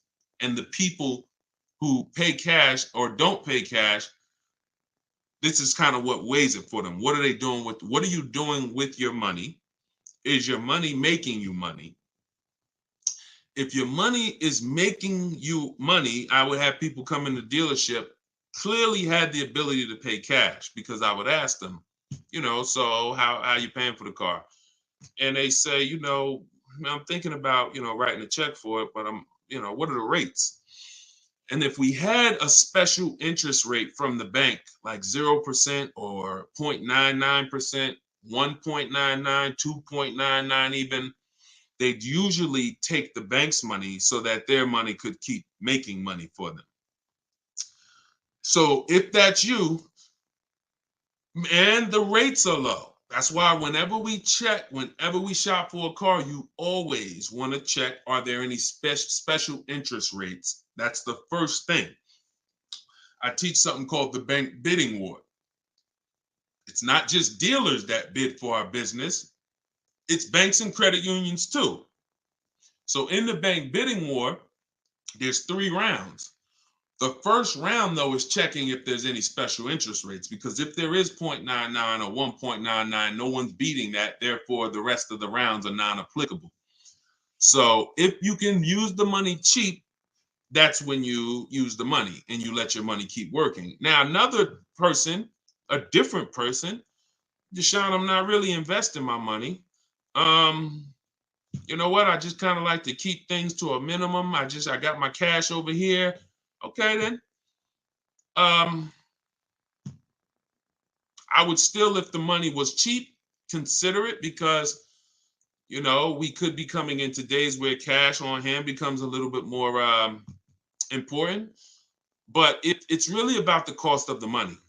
If rates are high, 6, 7, 8%, 9%, 10%, then you want to put as much down on these cars as possible. If you're buying them, you want to put, you want to pay them off if you can, because the money is expensive.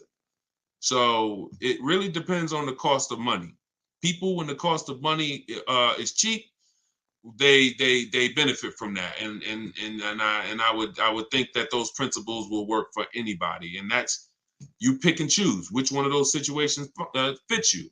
But if you check the special interest rates, that usually puts it to bed. You see 0.99, it ain't no reason. Why would I? The bank's basically giving you free money to use. You can keep your cash on hand and still get the car. So I know some people don't believe in that. They don't believe in interest, but here's the thing. There's something called opportunity cost. Interest is not the only loss. When you're talking financially, opportunity cost is important. When you put 30 grand in a car and it gets you, we already talked about this. Cue up the next question, Dolan. Depreciation curve.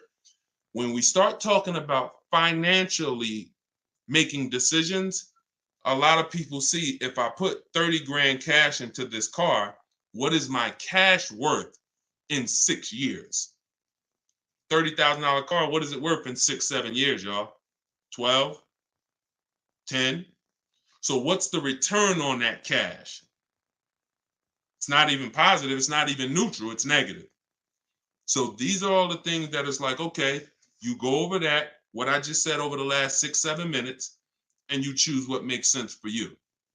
But I'm never going to give you one size fits all formulas. That's what has failed you. Always do this. That's what has failed you. Go ahead. All right, this one's from Tik Tok. What's the best way to purchase a car once lease is over? Why would you want to? All you're doing. All right. Let's talk about buying our lease out. And I'm going to keep this quick because some of you know that I'm adamantly against this unless you're keeping the car 8 years. Because sometimes we look at our leases, right? And we say, oh, it's, should I buy my lease out? Here's the question. Should you lease again or should you buy a used car? When you are buying your lease out, all you are doing is buying a used car. That's it. When you look at it that way, it's going to become more clear to you. It's your car. You don't have to go search for it.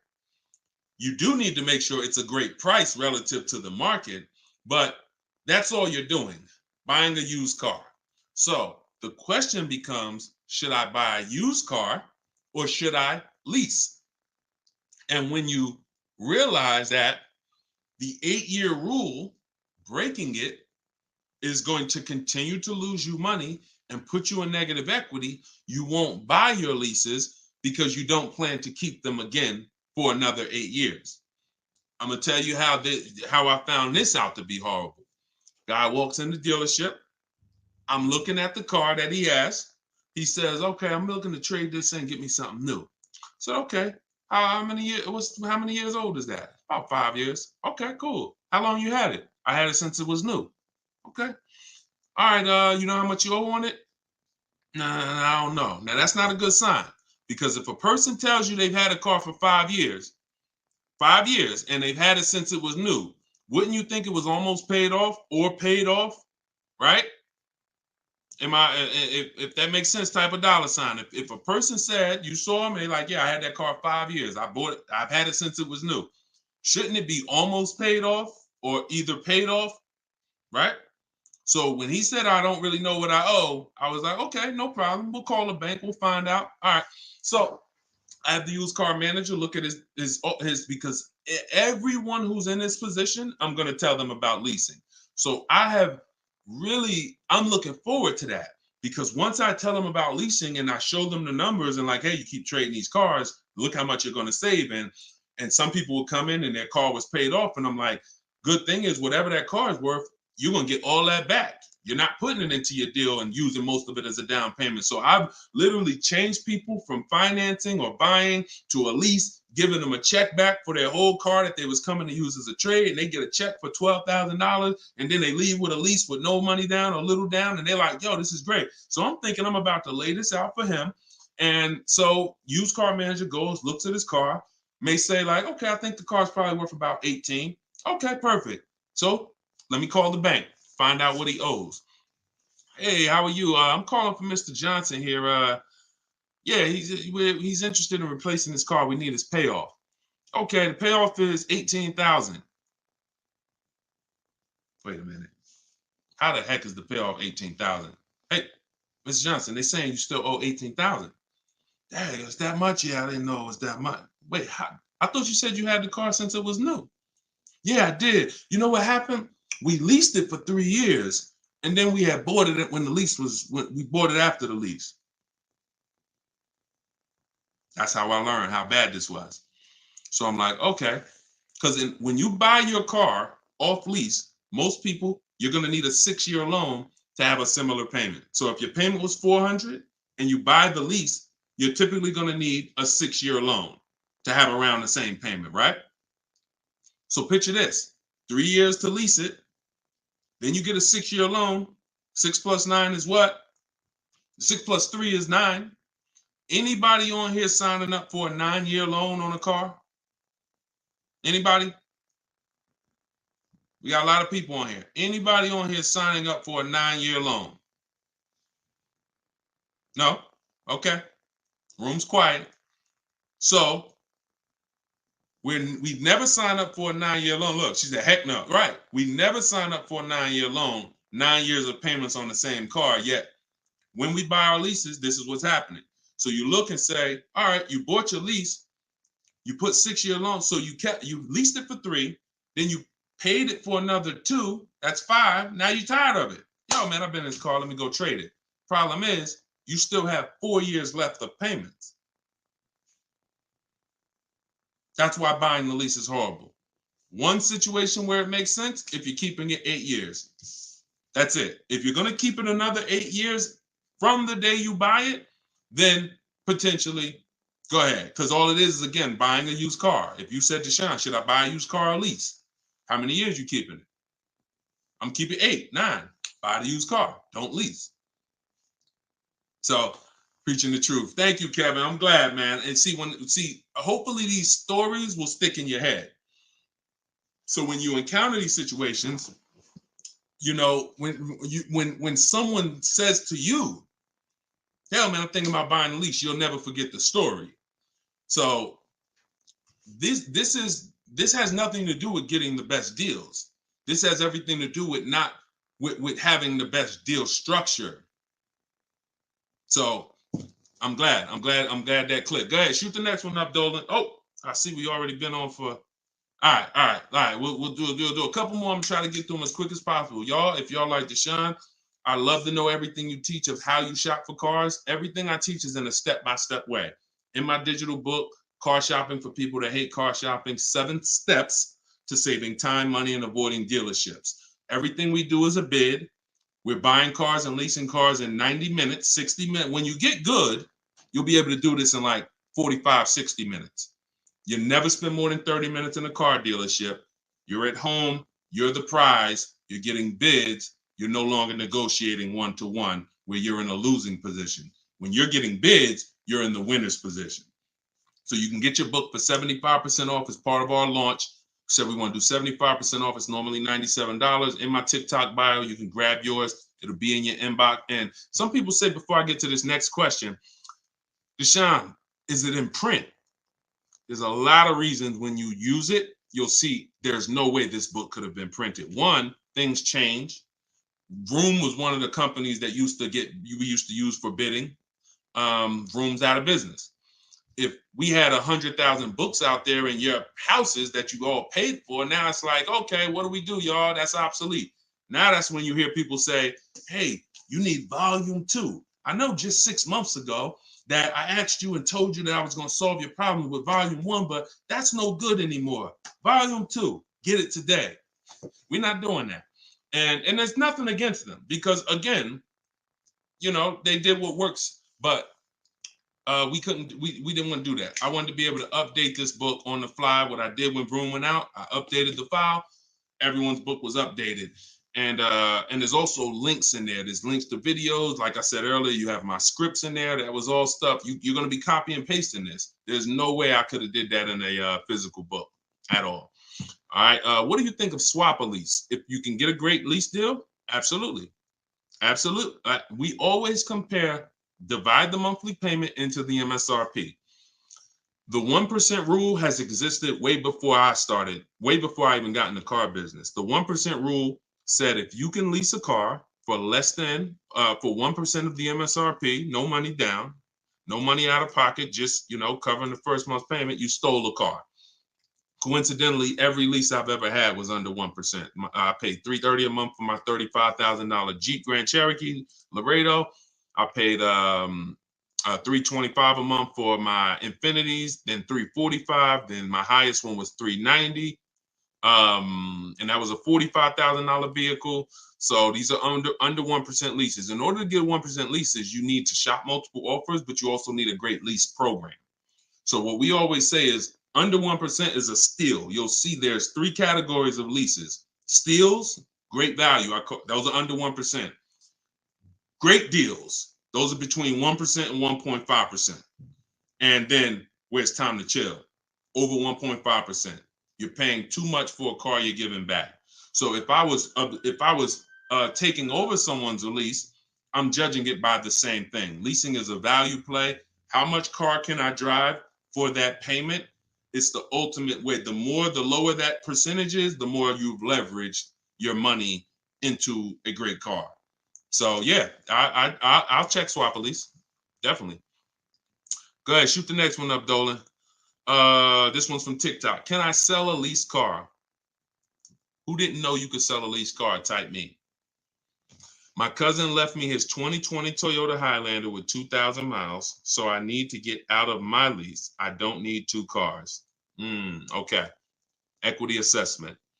Call the leasing. Matter of fact, I'm not going to repeat it because I already talked about this at the beginning of the broadcast. So after the broadcast, go to the YouTube page. You'll see it. I think it was either the first or second question. So within the first 10 minutes, I talked about how to do the equity assessment. You're going to follow that process. And this is all in my book. If you're like, Deshone, I don't even want to watch the video. Is that in the book? Absolutely. Because everything I'm teaching you is out of 1 step in my 7-step process. So the equity assessment is step 2. After we decide leasing versus buying, that's step 1. That's the most important question. Foundation of your car deal is, did I lease when I should have leased? Did I buy when I should have bought?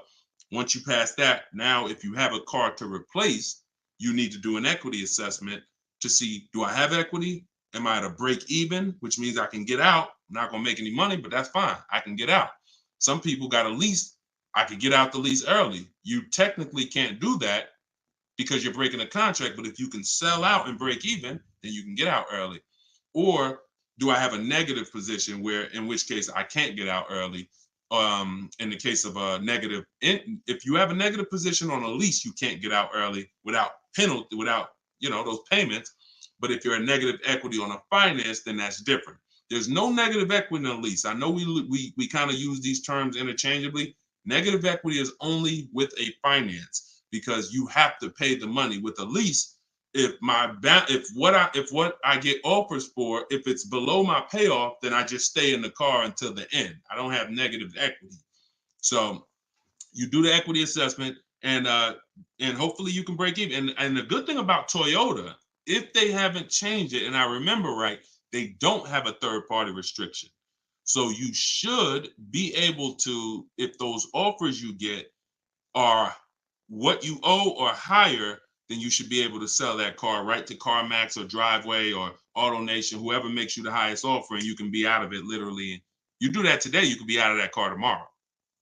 All right, so keep me posted. Go ahead. Shoot it. See, we're over an hour. And I know Dolan, we always try to keep the shows an hour, but it's like the questions start rolling in and it gets good. Go ahead. Shoot another one up, Dolan. We'll wrap in a second.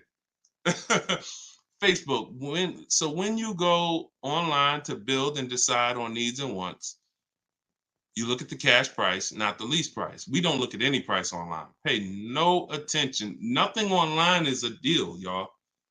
No commercial. I don't care what you see. Deals are like this. Hey, look, this is their offer. Look, this is what we gotta. Can we do it? What? Can you get them up any? Like, will they come up any at all? Nah, man. They said that they made this, and it's like, shoot. All right, let's see if you get another. Can you get another $10? If you get another $10 a month out of them, just take it. If not, then do the deal.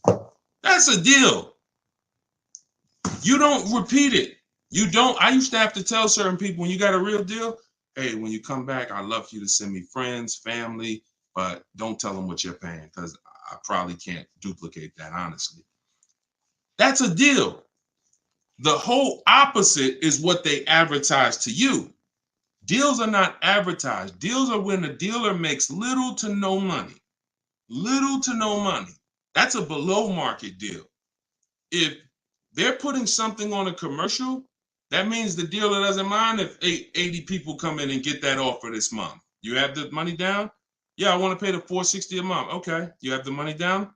Yeah, it was $3,400, right? Okay. What about the taxes and fees? Because that's small print. All right, how much is that? That'll put you probably about another $3,200.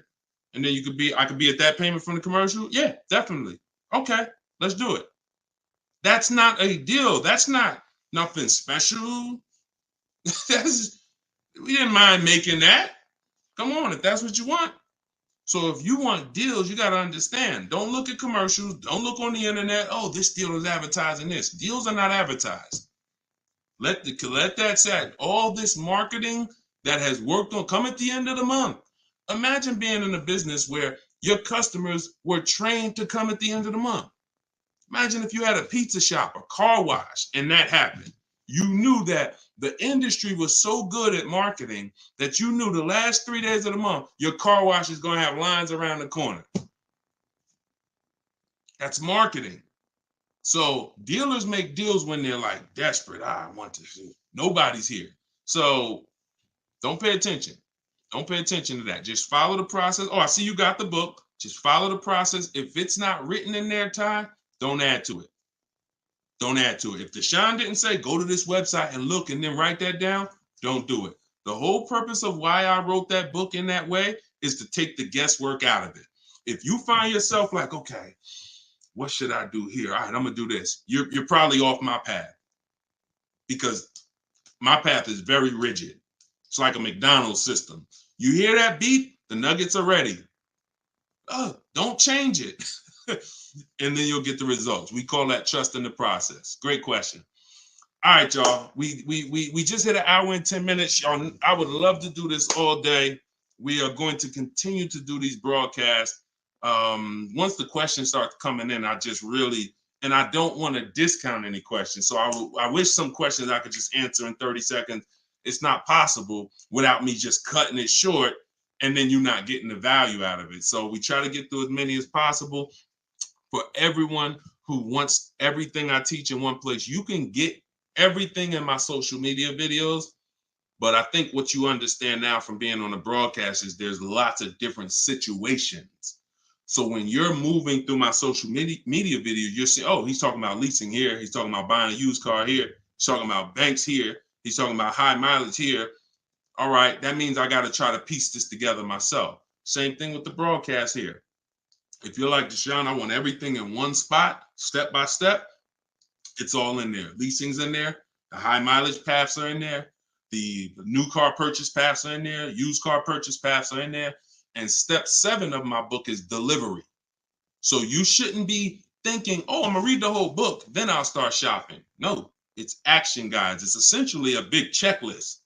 Do this, do this. By the time you get to step 7, you should be picking up your car, getting ready to have it delivered.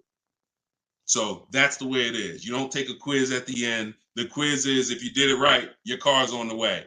So everyone can get your book for 75% off as part of our launch. It's in my TikTok bio. Grab yours, use it, and please make sure you email me your deal. As soon as you make your deal, send me an email. Deshone, check this out. I don't want to see just the car you got. I want to see the price you paid. You're going to have price assurance, and I'm happy to be on this journey with you. So get it in here. I'm going to send this link. I'm going to type the link one more time for you guys here on Facebook and YouTube. In case you missed the countdown, I just typed the link. You can grab it there. TikTok, Instagram, it's in my bio. Click that website and then click that button that says 75% off. So until then, thank you, Ty. Great questions today. Great questions. All the questions were good. And I'll see y'all on the next broadcast. We'll keep this going. God bless y'all.